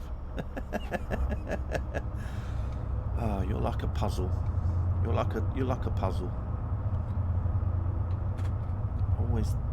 It's always like a guessing game with you. What is Dave thinking about now?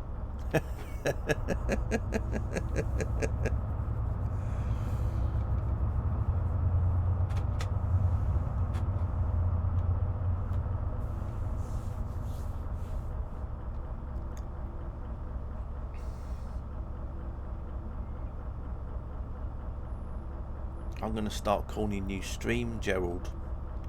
Just like Gerald in Clarkson's Farm, where everyone tries to work out what he's talking about. You are my Gerald. Whenever you write something, I'm sitting there scratching my head thinking, what on earth is he going on about now?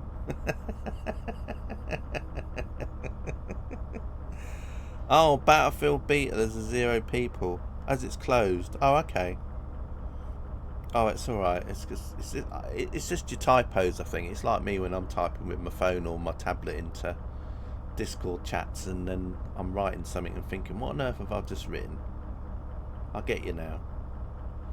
I don't know. I'm not following the Battlefield 6. I just know that some people have been talking about it, but I didn't know the beta was closed or anything.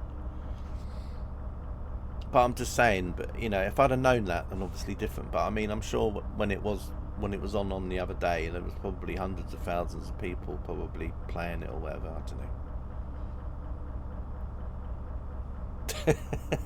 It's like he's talking slang.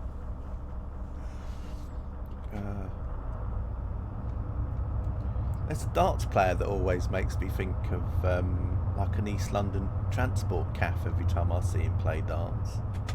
I always look at him and think, oh, he must have a transport caff somewhere.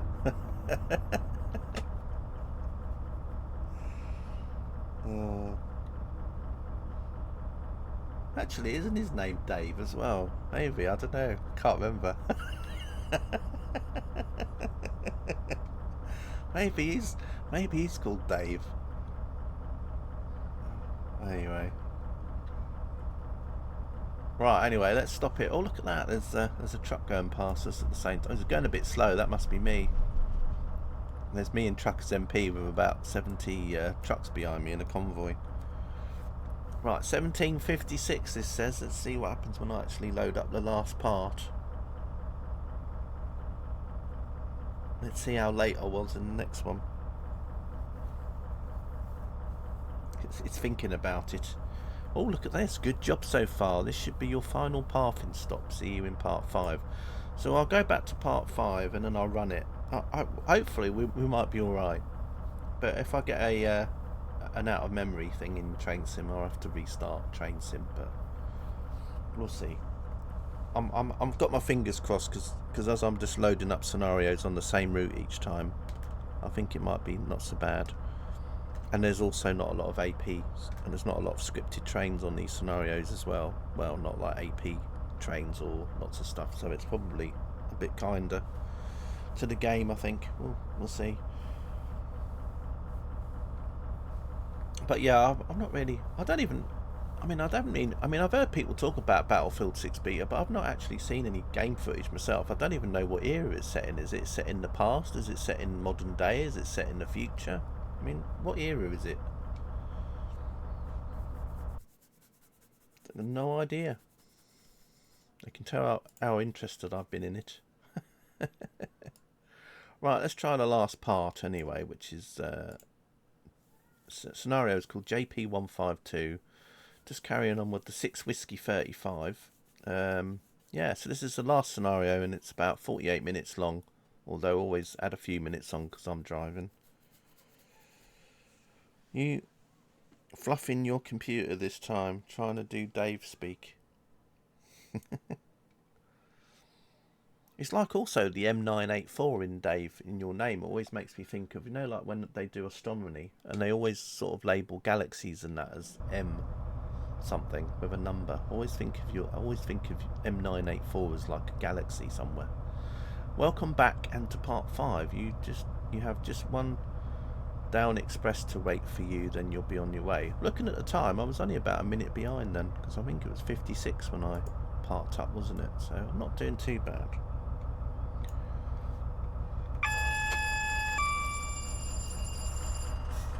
Right, let's get the lights and that on again. There we are. That'll make Whitemead happy.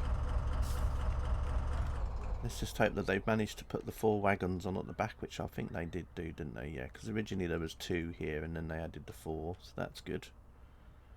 I'd hate to leave them behind. I'm so tempted. After, yeah, that's what I said in the last stream. Do you remember? I was quite proud. I said I haven't even done anything, and then I started to spad because I was started to go outside, and then next thing is the train was coming to a grinding halt. But yeah, I said, you know, it'll be getting boring soon. Nobody will be wanting to watch because nothing will be happening. ZK's like not gone through red lights or anything. It'll be getting boring. Won't be no fun anymore.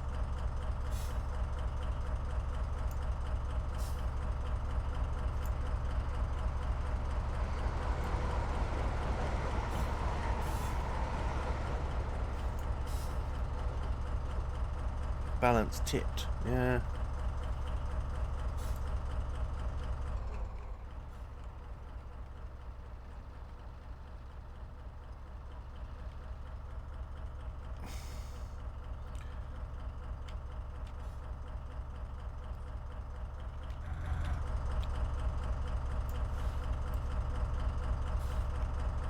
I'll have them GPU fans on there. Well, that's what they always make me think of. They always make me think of a graphics card with the fans on the top.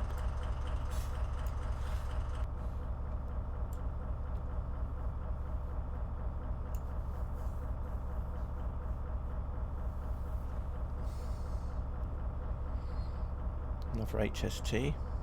Plenty of HSTs in the 5 sections, in the 5 parts. And that's interesting. Did the headlight go off then? Or was that just my imagination? It might have been the front going in and the headlight stayed on, but I wasn't really paying attention. It just looked to me as if the headlight went off as it went in the shadow, but probably didn't. Right, anyway, let's get going.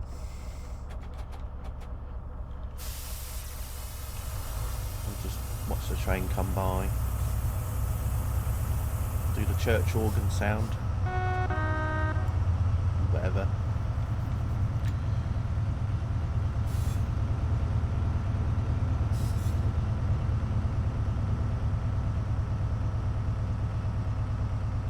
Might take a little while to go by because we can only go up to 15 anyway. Well, we don't have to, but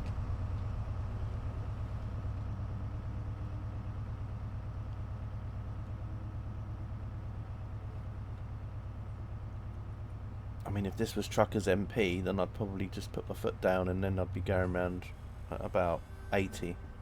And then it'd probably derail or something.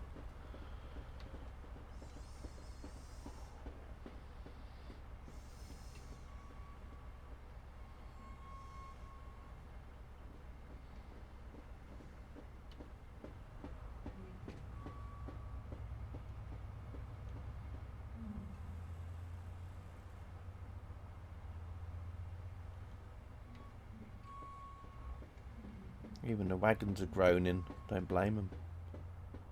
Right, anyway.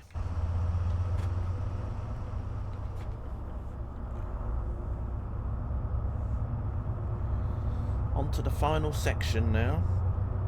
I'm going to speed a little bit here. Just because I'm naughty. Breaking the rules.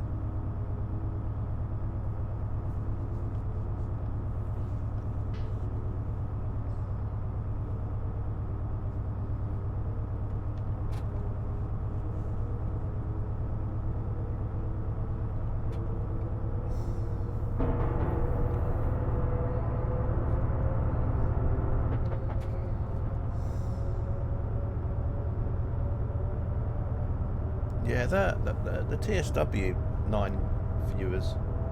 Now, I know someone was streaming TSW earlier. Might have been them. Might have been them with the 9.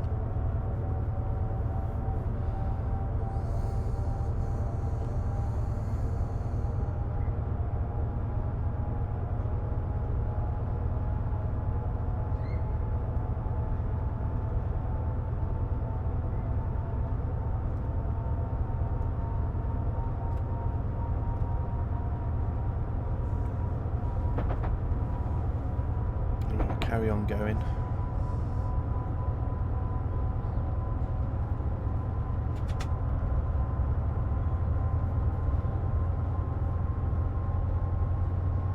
Now there are some the next scenarios I'll be probably playing in Train Sim Classic.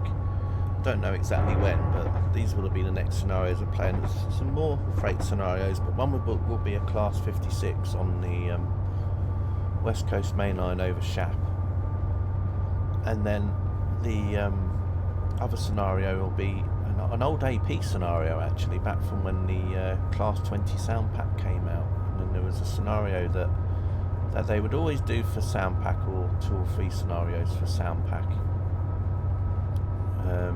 But this particular scenario is on the London to Brighton line with a Class 20, and it was a scenario that basically when you bought the Class 20 sound pack from AP. Now I can't remember if there was just one sound pack with the pack, or maybe 2 or 3, but anyway, one of the scenarios was on London to Brighton, so that would be the scenario that I'm playing. So it's quite an old scenario now, because obviously the pack got, I think, removed from sale a while ago as well. So, but the scenario itself was quite old, because the 319s basically were, because there wasn't a 319 in the game yet by anybody. DGG hadn't released a 319 in a route or anything. So scenario creators, what they used to do for 319 is they used to sort of use a Class 455 instead as a substitute, because obviously they look quite similar in a way. Well, it's the nearest thing to a 319 in a way that they could put in as a scenario. So anything like had a 319 in it, they'd use a 455 instead. So the scenario has got like a few 455s kicking about to pretend to be 319s, but yeah, interesting scenario. Anyway, I think the scenario was set in '99, so it was back when the Veps and the Sigs and the Bigs were a thing, and the Gatwick Express was the Class 73 with the Mark II coaches. So yeah, it should be a nice little scenario to drive.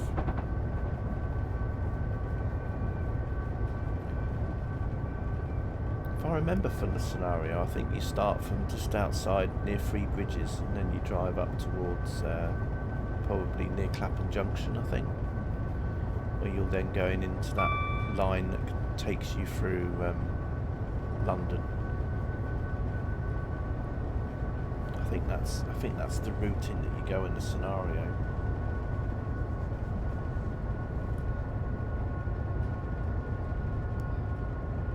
I think it was Carder sort of made me think about it the other day, because Carder was talking about the Brighton line, and he was trying to remember what sort of trains were about in the 90s. So people in chat were telling him, what sort of trains it was, and I suddenly thought to myself, I've got a few scenarios for Brighton line that are in the 90s. And I thought maybe I'll play one of them, and then I was just going through, and then that one sort of like popped up, and I thought, this one might be a bit different. You don't often see a Class 20 scenario on Brighton line.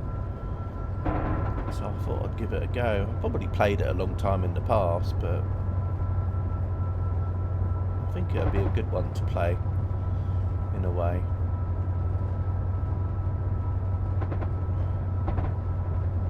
Sometimes it's fun not to just see the latest and greatest in Train Sim, because normally what happens is an add-on will come out for Train Sim Classic, and then every streamer that does Train Sim Classic will be, well, not every streamer, but most of them will be streaming the new DLC, the new train that comes out. So if AP bring out a new train, every stream is like, oh, look, this is the new AP train. Whereas, like, some people might want to sort of like go back and see things that that you can't really get anymore. Like the older sound packs that you can't get anymore, or DLCs that you can't get anymore. Yeah, exactly, the retro the retro kind of thing.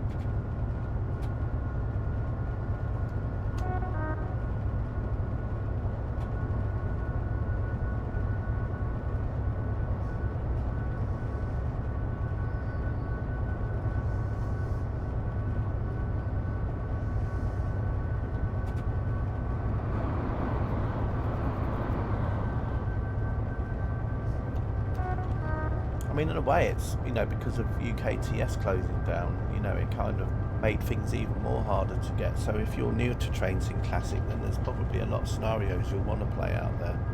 You know, a bit like what you mentioned, Egbert, you know, you'll want to play a scenario on Workshop, and then there's a lot of DLCs that don't exist anymore.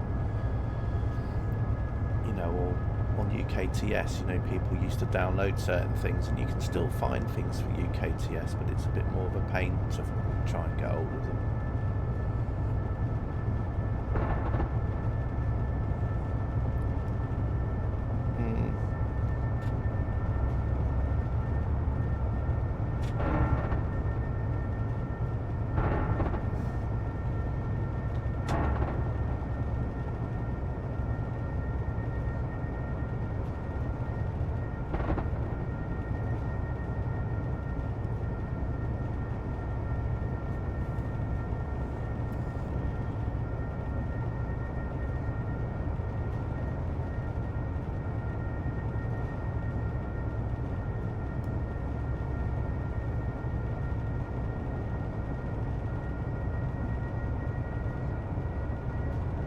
Look at me, I'm speeding here. CK, what on earth are you doing?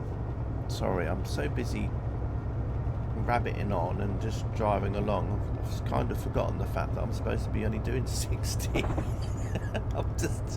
I'm just going along at like 70 odd. I think everyone's thinking, oh, you just want to finish this scenario quick, just so you can bugger off for the afternoon. Yeah.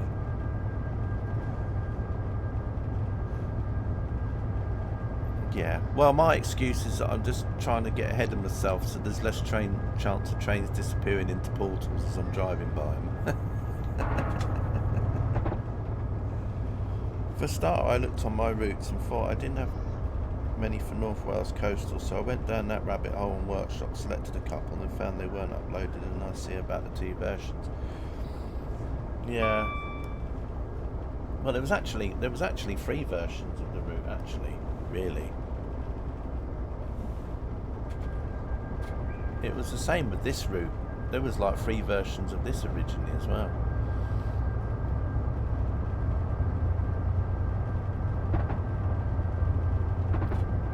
Because originally what happened with North Wales Coastal is that it didn't go from Crewe to Chester onto Holyhead. The original route was Chester to Llandudno Junction, and that was the original route, the first one.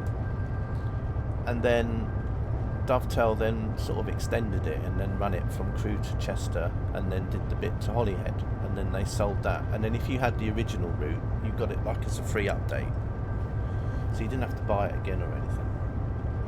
And then they had all the branding issues, and then they had to then take it off sale and then re-release it. I can't remember how many months later it was when they re-released it with the version without the branding.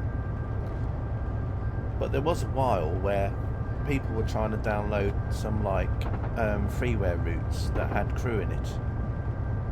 I'm trying to think what route it was, but there was some freeware routes that had Crewe in it, and you basically couldn't download it because if you didn't have the North Wales Coastal route when you bought it originally, then nobody could play it. And then Dovetail then brought out a new version, and then the scenario freeware people then did like an alternate version that said, oh, if you've got the branded or the non-branded, then you can just download this file or whatever, and then you can then play the freeware route or whatever.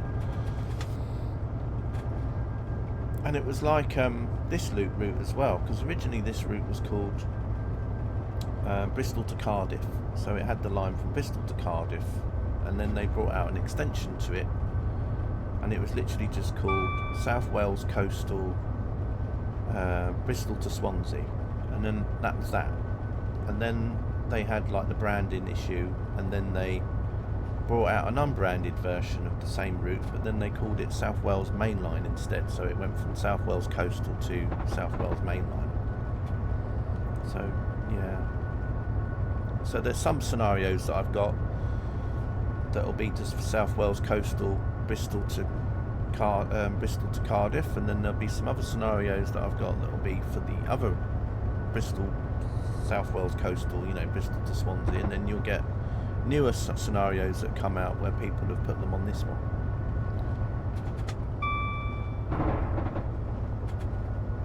So yeah, it's quite interesting, really. North London Lines was the same as well, because they did an extension on that, because they extended North Wales, the North London line, so that it sort of had a bit of Clapham Junction in it as well, and other stuff.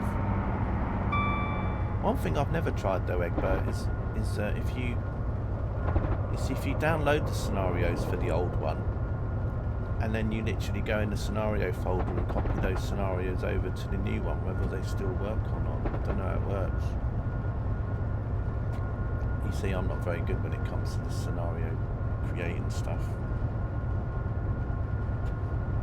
Because if the route hasn't changed, as in the track or anything, then basically it should still sort of work in a way, shouldn't it? But I don't know.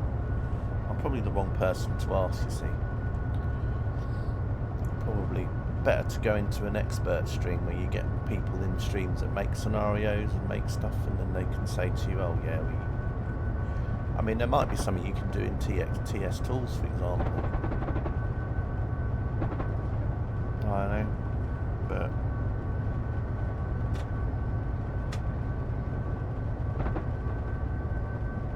see, if someone like Rob was in, like if Rob Powell was in, or like Sap or somebody, or Steam Fan Man, anyone that made scenarios, would be able to tell you if there was a way around it.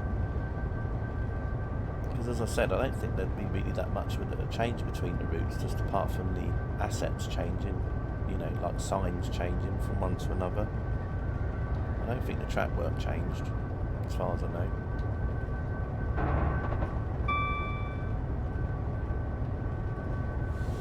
But yeah, it's a bit annoying.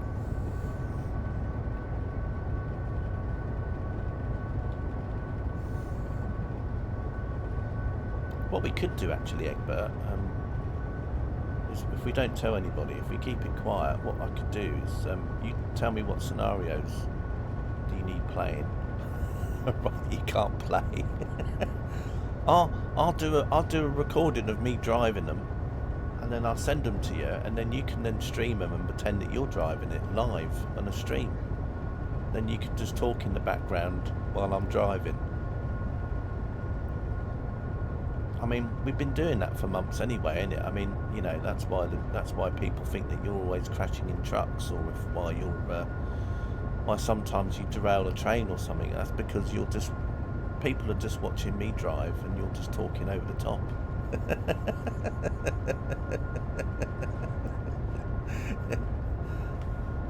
Do you remember the other month I did was it Euro Trucks, and then I ended up getting stuck under the bridge and everyone thought it was you. Anyway, I'm glad we're having this chat in private, no one else can hear it. As if. But yeah, this is good. I can't even get to 60. They'll never know exactly, but yeah, nobody will have a clue.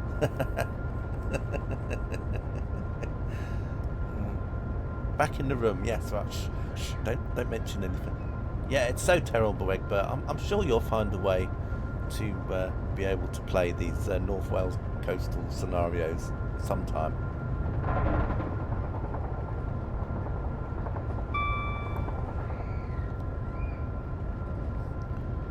But it's the same, for example, with Vulcan Productions, because they did a really nice Class 55 pack where they got the original Class 55 that came out, and then they added some modifications to it, added some new scripting for the clag and stuff and the smoke,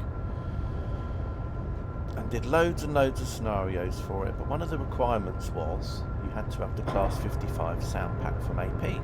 So of course AP took it off the shelf, and then Vulcan Productions were like, well great, now we can't sell any more either, because AP have taken the 55 pack away, so how can we sell something if nobody can have the sounds for the train? And that was that. And that was removed from sale as well. So no, you can't get that either.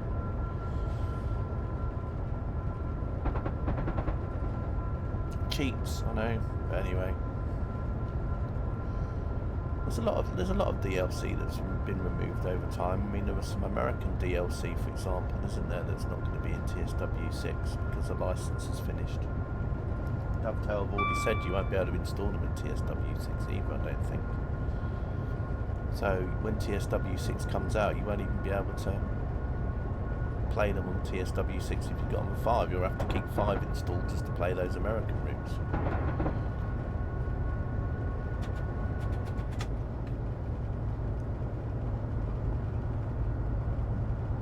Oh, Katie wrote cheats. Sorry, I thought Egbert wrote that. What do you want about cheats? We ain't cheating. Do you reckon she's hacked in? Do you think she hacked into our conversations there, Egbert? Phone tapping.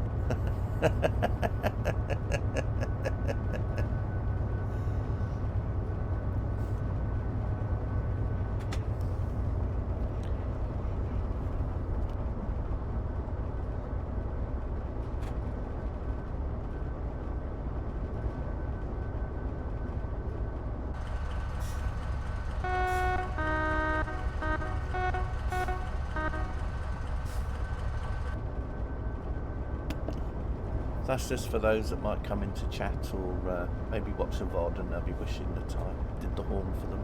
So there you go, there's a little bit of hornage for you.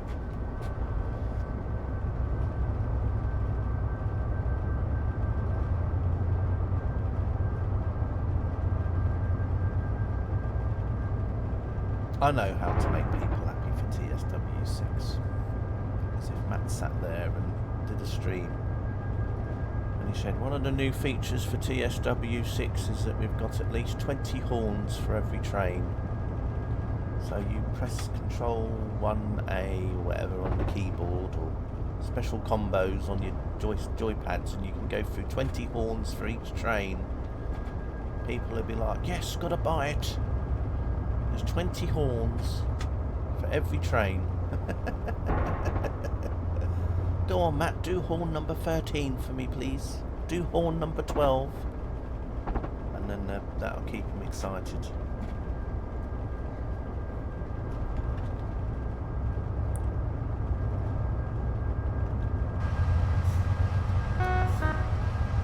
I mean, AP have certainly cottoned onto this, because a lot of their newer packs that they bring out now, they have like about 7 or 8 different horns, don't they? I think the HST packs have about, can't remember how many variations of horns they've got now.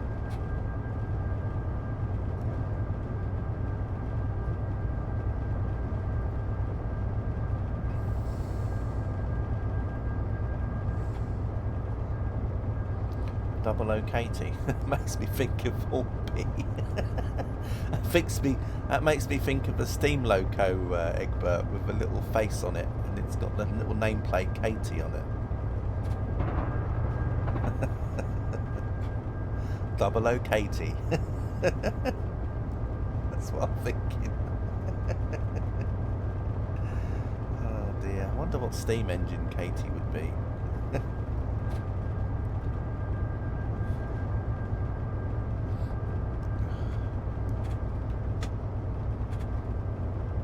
Obviously something that's good at freight traffic.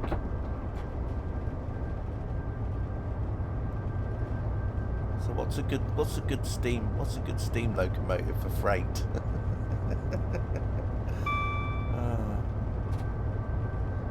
Poor Katie.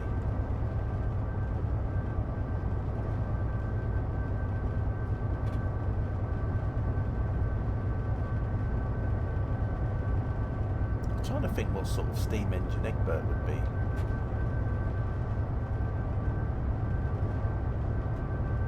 What, you was out of the room? Do you know what? I was actually thinking that's probably what's happening. You're probably sitting in some room about 10 metres away thinking you can hear your name being mentioned in the background, and you're thinking, what on earth is he talking about now? Oh, we were just talking about, Egbert mentioned Double O Katie, and I said it makes you sound like a steam engine. So I was saying, I wonder what sort of steam engine Katie would be, you know, because obviously you'd have to be one for freight, I reckon. A freight steam engine. One that doesn't break. Could be similar to when Bernard Cribbins was shrunk for the old Hornby abs in the 80s. Yeah, I remember those. Do you remember? I don't know if you remember as well, because I was talking about this to someone the other week.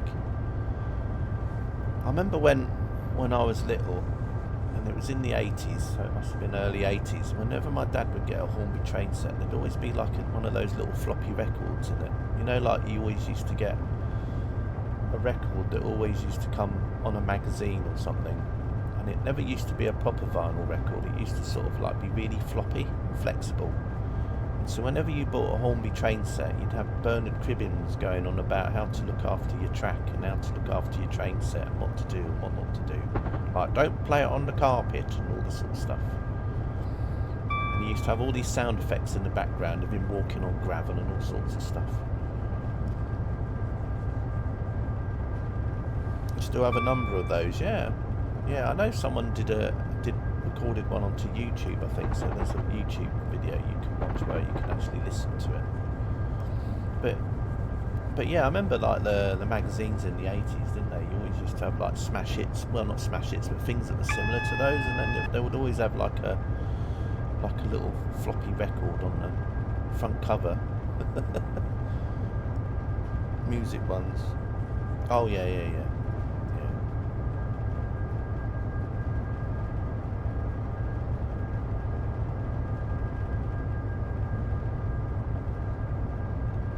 Got a few picture disc ones as well that I used to get, because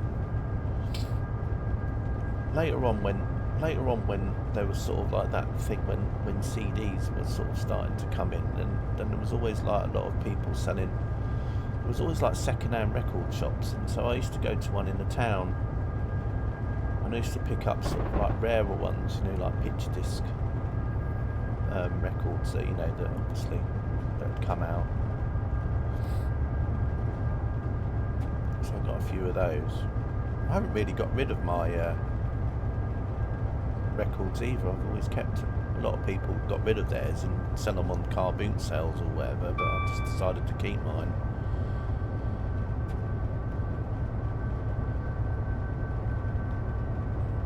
Anyone done a Class 99 scenario yet? Well, probably when someone brings out a Class 99 train, I suppose.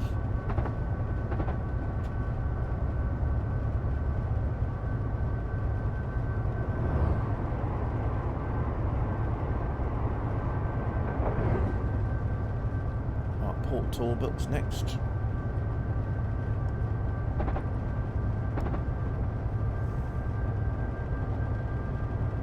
Yeah, you might have to write that down, Katie, about the compliment. That one just went by me and didn't even notice. But yeah, it'd be interesting to see if anyone's actually going to do a Class 99. I've got a feeling maybe if anyone's going to do one, it'll probably be for Trains and World. But I'm trying to think what routes do Class 99s work on? Are they all over the country? Well, that's when they start to come out properly, because I think it wasn't that long ago when the first one come off a ship, wasn't it? Not that long ago. So I don't know where they'll be operating in the country. I don't know where they'll be, or whether or not they're going to be like a replacement for the 66 and they're going to be everywhere. I don't know. All on WCML. Oh, cheers, interesting. It'd be an e-cig. An e-cig. Well, in a way, a cig was an e-cig already, wasn't it? It was powered by electricity. A Garrett, a Bayer Garrett, is your steam engine. Yeah, okay, so it'd be like, so yeah, that'd be interesting then.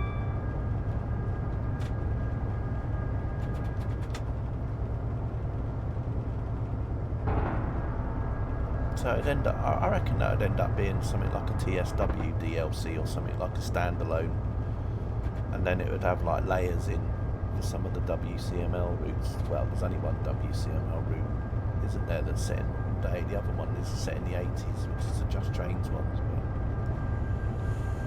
Class 99 new bi-mode freight locomotive will primarily operate on the west coast of Great Eastern. Oh, Great Eastern as well, okay. Particularly from intermodal, yes, containers. Can also be used for hauling luxury Bellman trains like the Royal Scotsman and Britannic Explorer. Oh, so basically it's like a Class 67 replacement then, in a way, because it was always a Class 67 that used to do those sort of services, wasn't it? The Bellman stuff. Wonder if that chap ever finished his boy out for TSC.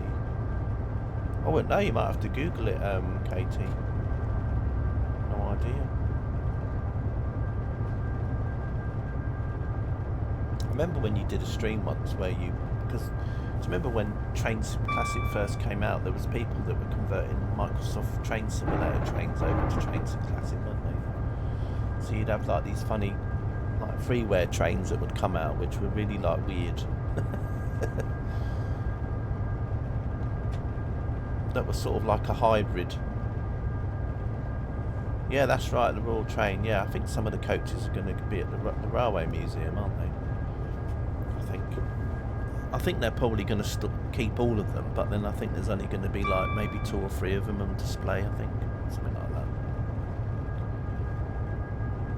I mean, you don't have to have the whole train in, because there's probably quite a few carriages that are basically duplicates of one another anyway, so you probably only have to just probably put a few in.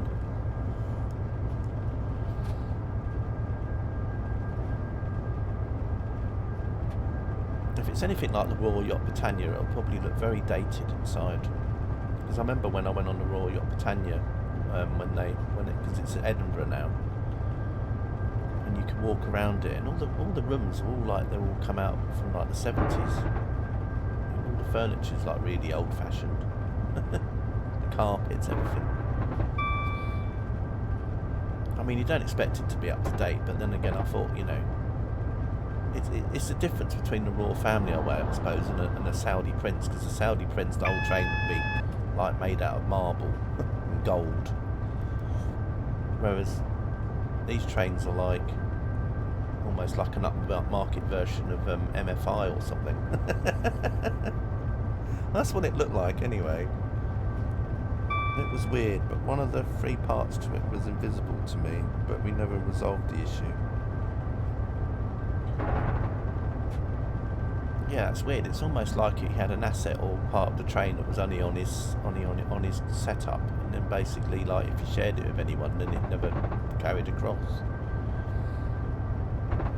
Well, that's the kind of idea I've got in my head anyway.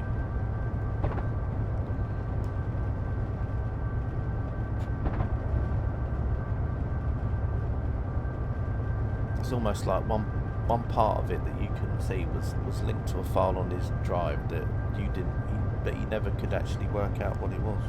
So you always had this bit missing.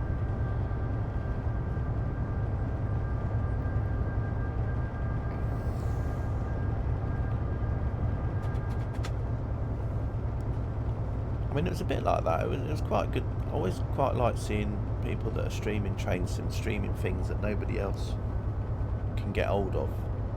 You know, maybe it's something someone made for themselves, and it was like their own private. You know, they just wanted to keep it private, or it might have been a route that someone had made, but they only wanted to give it to a set amount of people. It was like with Toff. I remember when Toff years ago streamed a route which was based on north of Birmingham on the WCML, and at the time Alan Thompson hadn't done his missing link or anything in that area. So I mentioned it to Toff when he used to stream it, and he said, "Oh, I'd love to share it with you, CK, but I can't because the person who made it has only shared it to a certain amount, you know, shared it to me, and I'm not allowed to give it to anyone else," type thing. And it was kind of interesting because I used to love watching him play it, because it was like a route that obviously looked really cool, but couldn't really get hold of. It's a bit like with Tepic when he did the Southend line demo a few years ago when Scott was still working on it, but obviously this was like an earlier version of the route, or version 1 of whatever version it's on now. But so that was quite good watching that. I think it was a textual or LOD issue. I wonder if it's still, don't know. Maybe it was someone that moved on from the scene, or maybe he's not around in the scene anymore. I don't know. Who knows?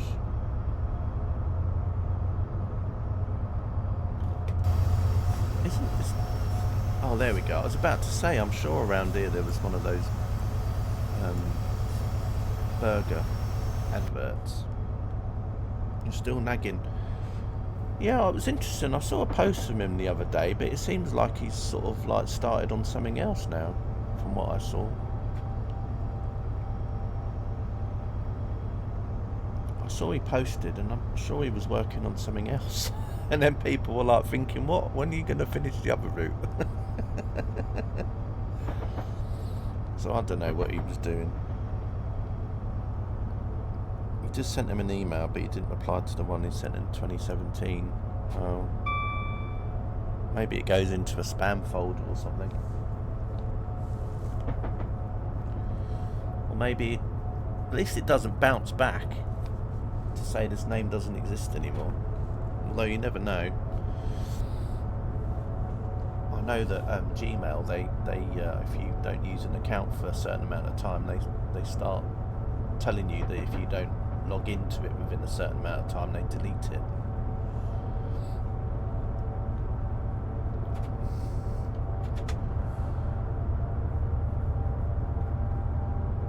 The only thing I'm worried about, Tepic, is does Scott have a version now which is actually like that you could actually play? Because he might have got so far in the version that he was making and then decided that he was just going to delete everything and start again.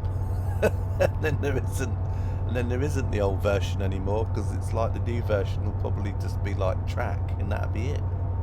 He says so. Okay. We'll have to see, won't it, really?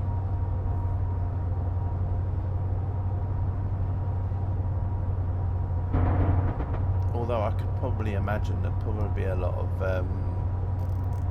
thing about it if it did come out.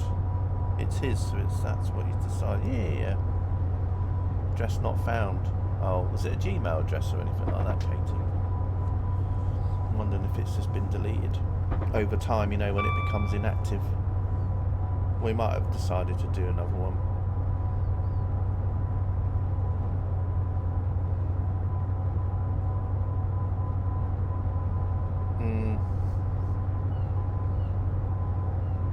Well, at least you can say that you were one of the select few to actually drive along it in one form or another.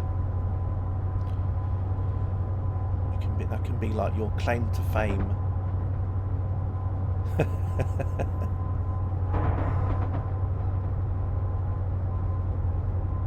It'll be like if it'll be a little bit like if there's people out there that have played Half-Life 3. Well, I actually played Half-Life 3, and that's a game that nobody ever thought they'd ever play, but there we are. There was a thread about it on UK Tunes, said that long gone. Yeah, I think you could, I don't know if it's possible, I don't know if it works with Wayback Archive, if you could actually go to Wayback Archive and you can find the thread on there still. I don't know if that, depends if they actually had a copy of the whole forum, but I don't know. Who knows?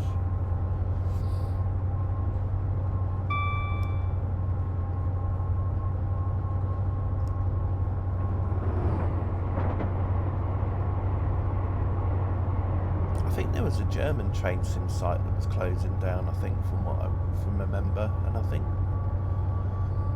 people was trying to get as much off that as possible before it disappeared.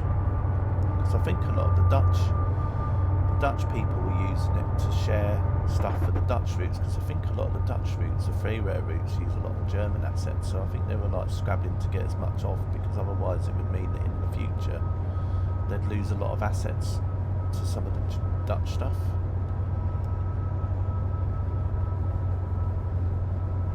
So I don't know what was going on there either. But I think it was when Cardle or someone might have raided Rubku. So Rubku was doing the stream, and then in the Rubku stream they were all going on about it. Because they were talking about what assets to save and what to do and whatever. So I don't know what was happening there. But But I just got the gist that there was another train sim site like UK Train Sim closing down, and they were trying to get as much stuff on it as possible.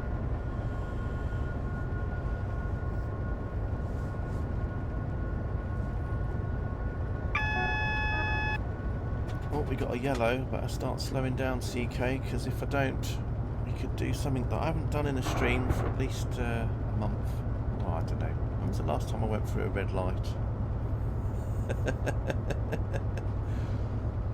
trying to think. Wasn't there a TSW stream I did not that long ago where I went through a red light? I don't know. Who knows?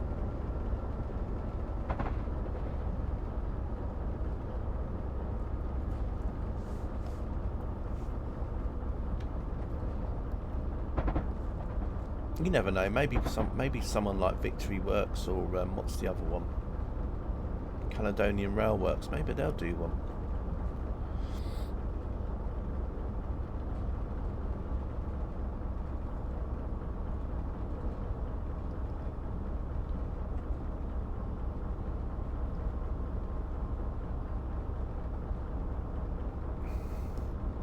It's quite a long block between signals along here. We must be getting near to the end now as well. Now I think someone a long time ago did a freeway route which was kind of going from Swansea and then it headed off towards Fishguard around that area. But it was one of those freeway routes where basically like it was started on and then it was sort of never finished.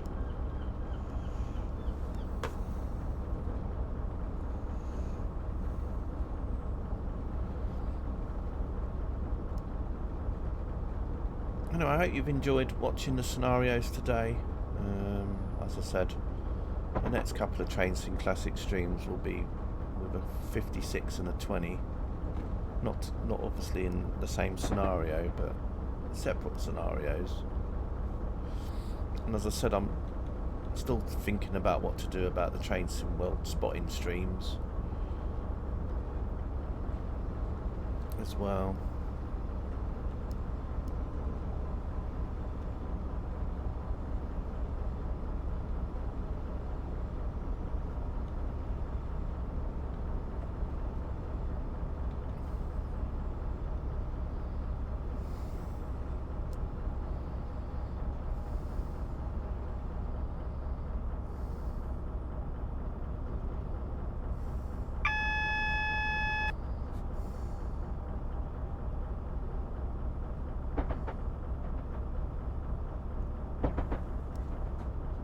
Anyway, it looks like we got some double yellows, but we got a. I guess we're going to be going into the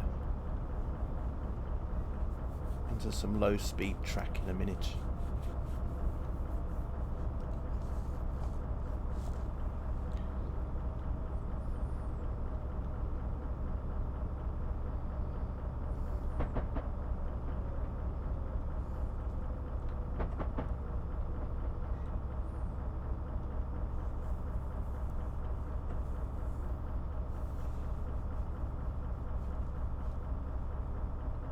I see the guy that did Diesel Railcar Simulator is bringing out a new game as well. I think it's called Construction or something, where you just basically lay track down and build things with it, with building track or something. I don't know.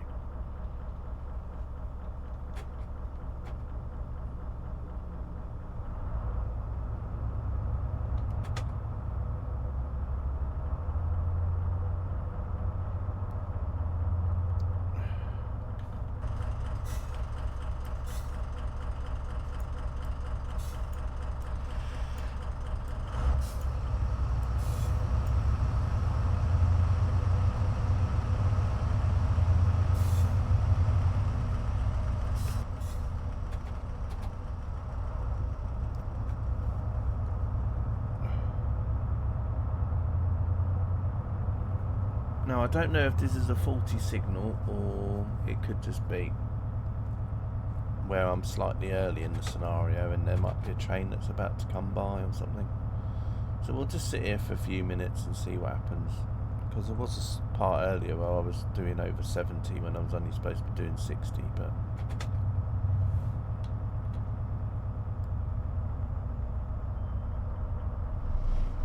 Or maybe something even come up.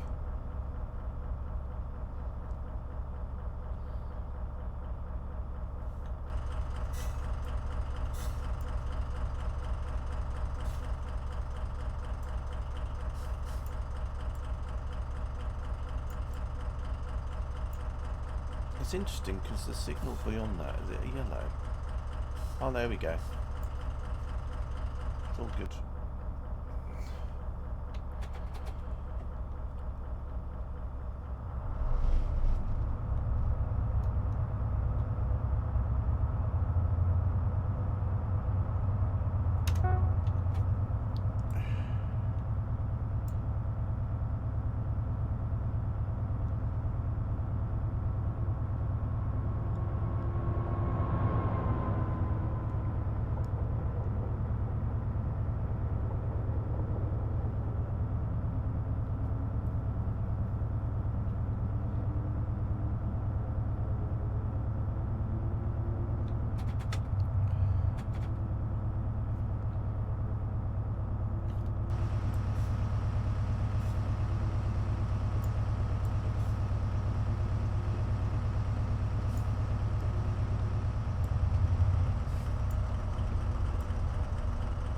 Oh, there's another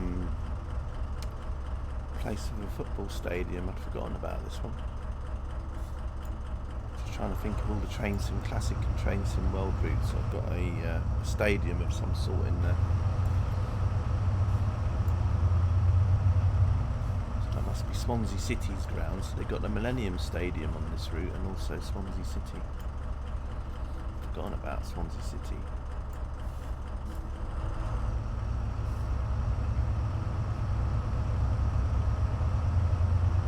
Well, I'm guessing it's Swansea City, considering we've just there's a sign that says "Welcome to Swansea," but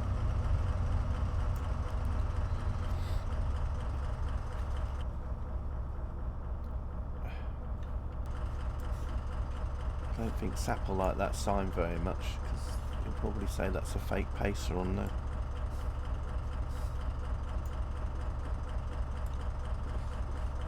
Apparently, there's a driver exchange.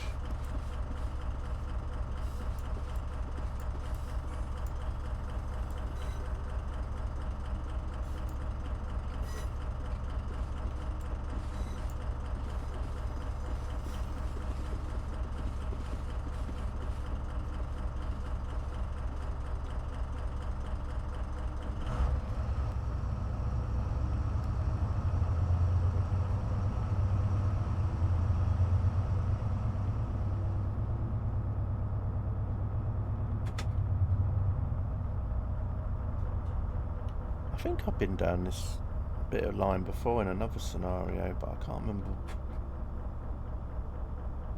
what scenario that was.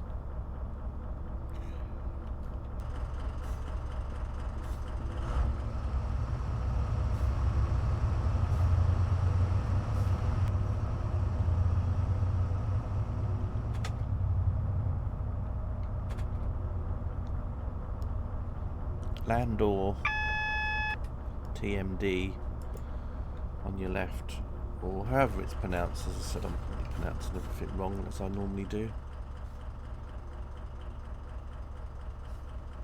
Nice little footbridge there. That'd be good for a... Oh gosh, hang on a minute. Am I about to go through my first red signal? Probably. Oh, look at that, they've even got like a little bench. Look how cool is that. Don't even have to stand up. The driver can sit in a little chairs. I don't know if the scenario guys put that down like that. I can't imagine that they would actually have some little chairs to stand on, but you never know, they might do. Yay, 1.5 hours I'll be going to see a man about a skip. What, KP skips? That was a good trip. Your relief driver will take it from here so you can sit back and do some route learning. Well, me do route learning, you're having a laugh. To add to your list of routes. He's been waiting that long. He needed to sit down, yeah.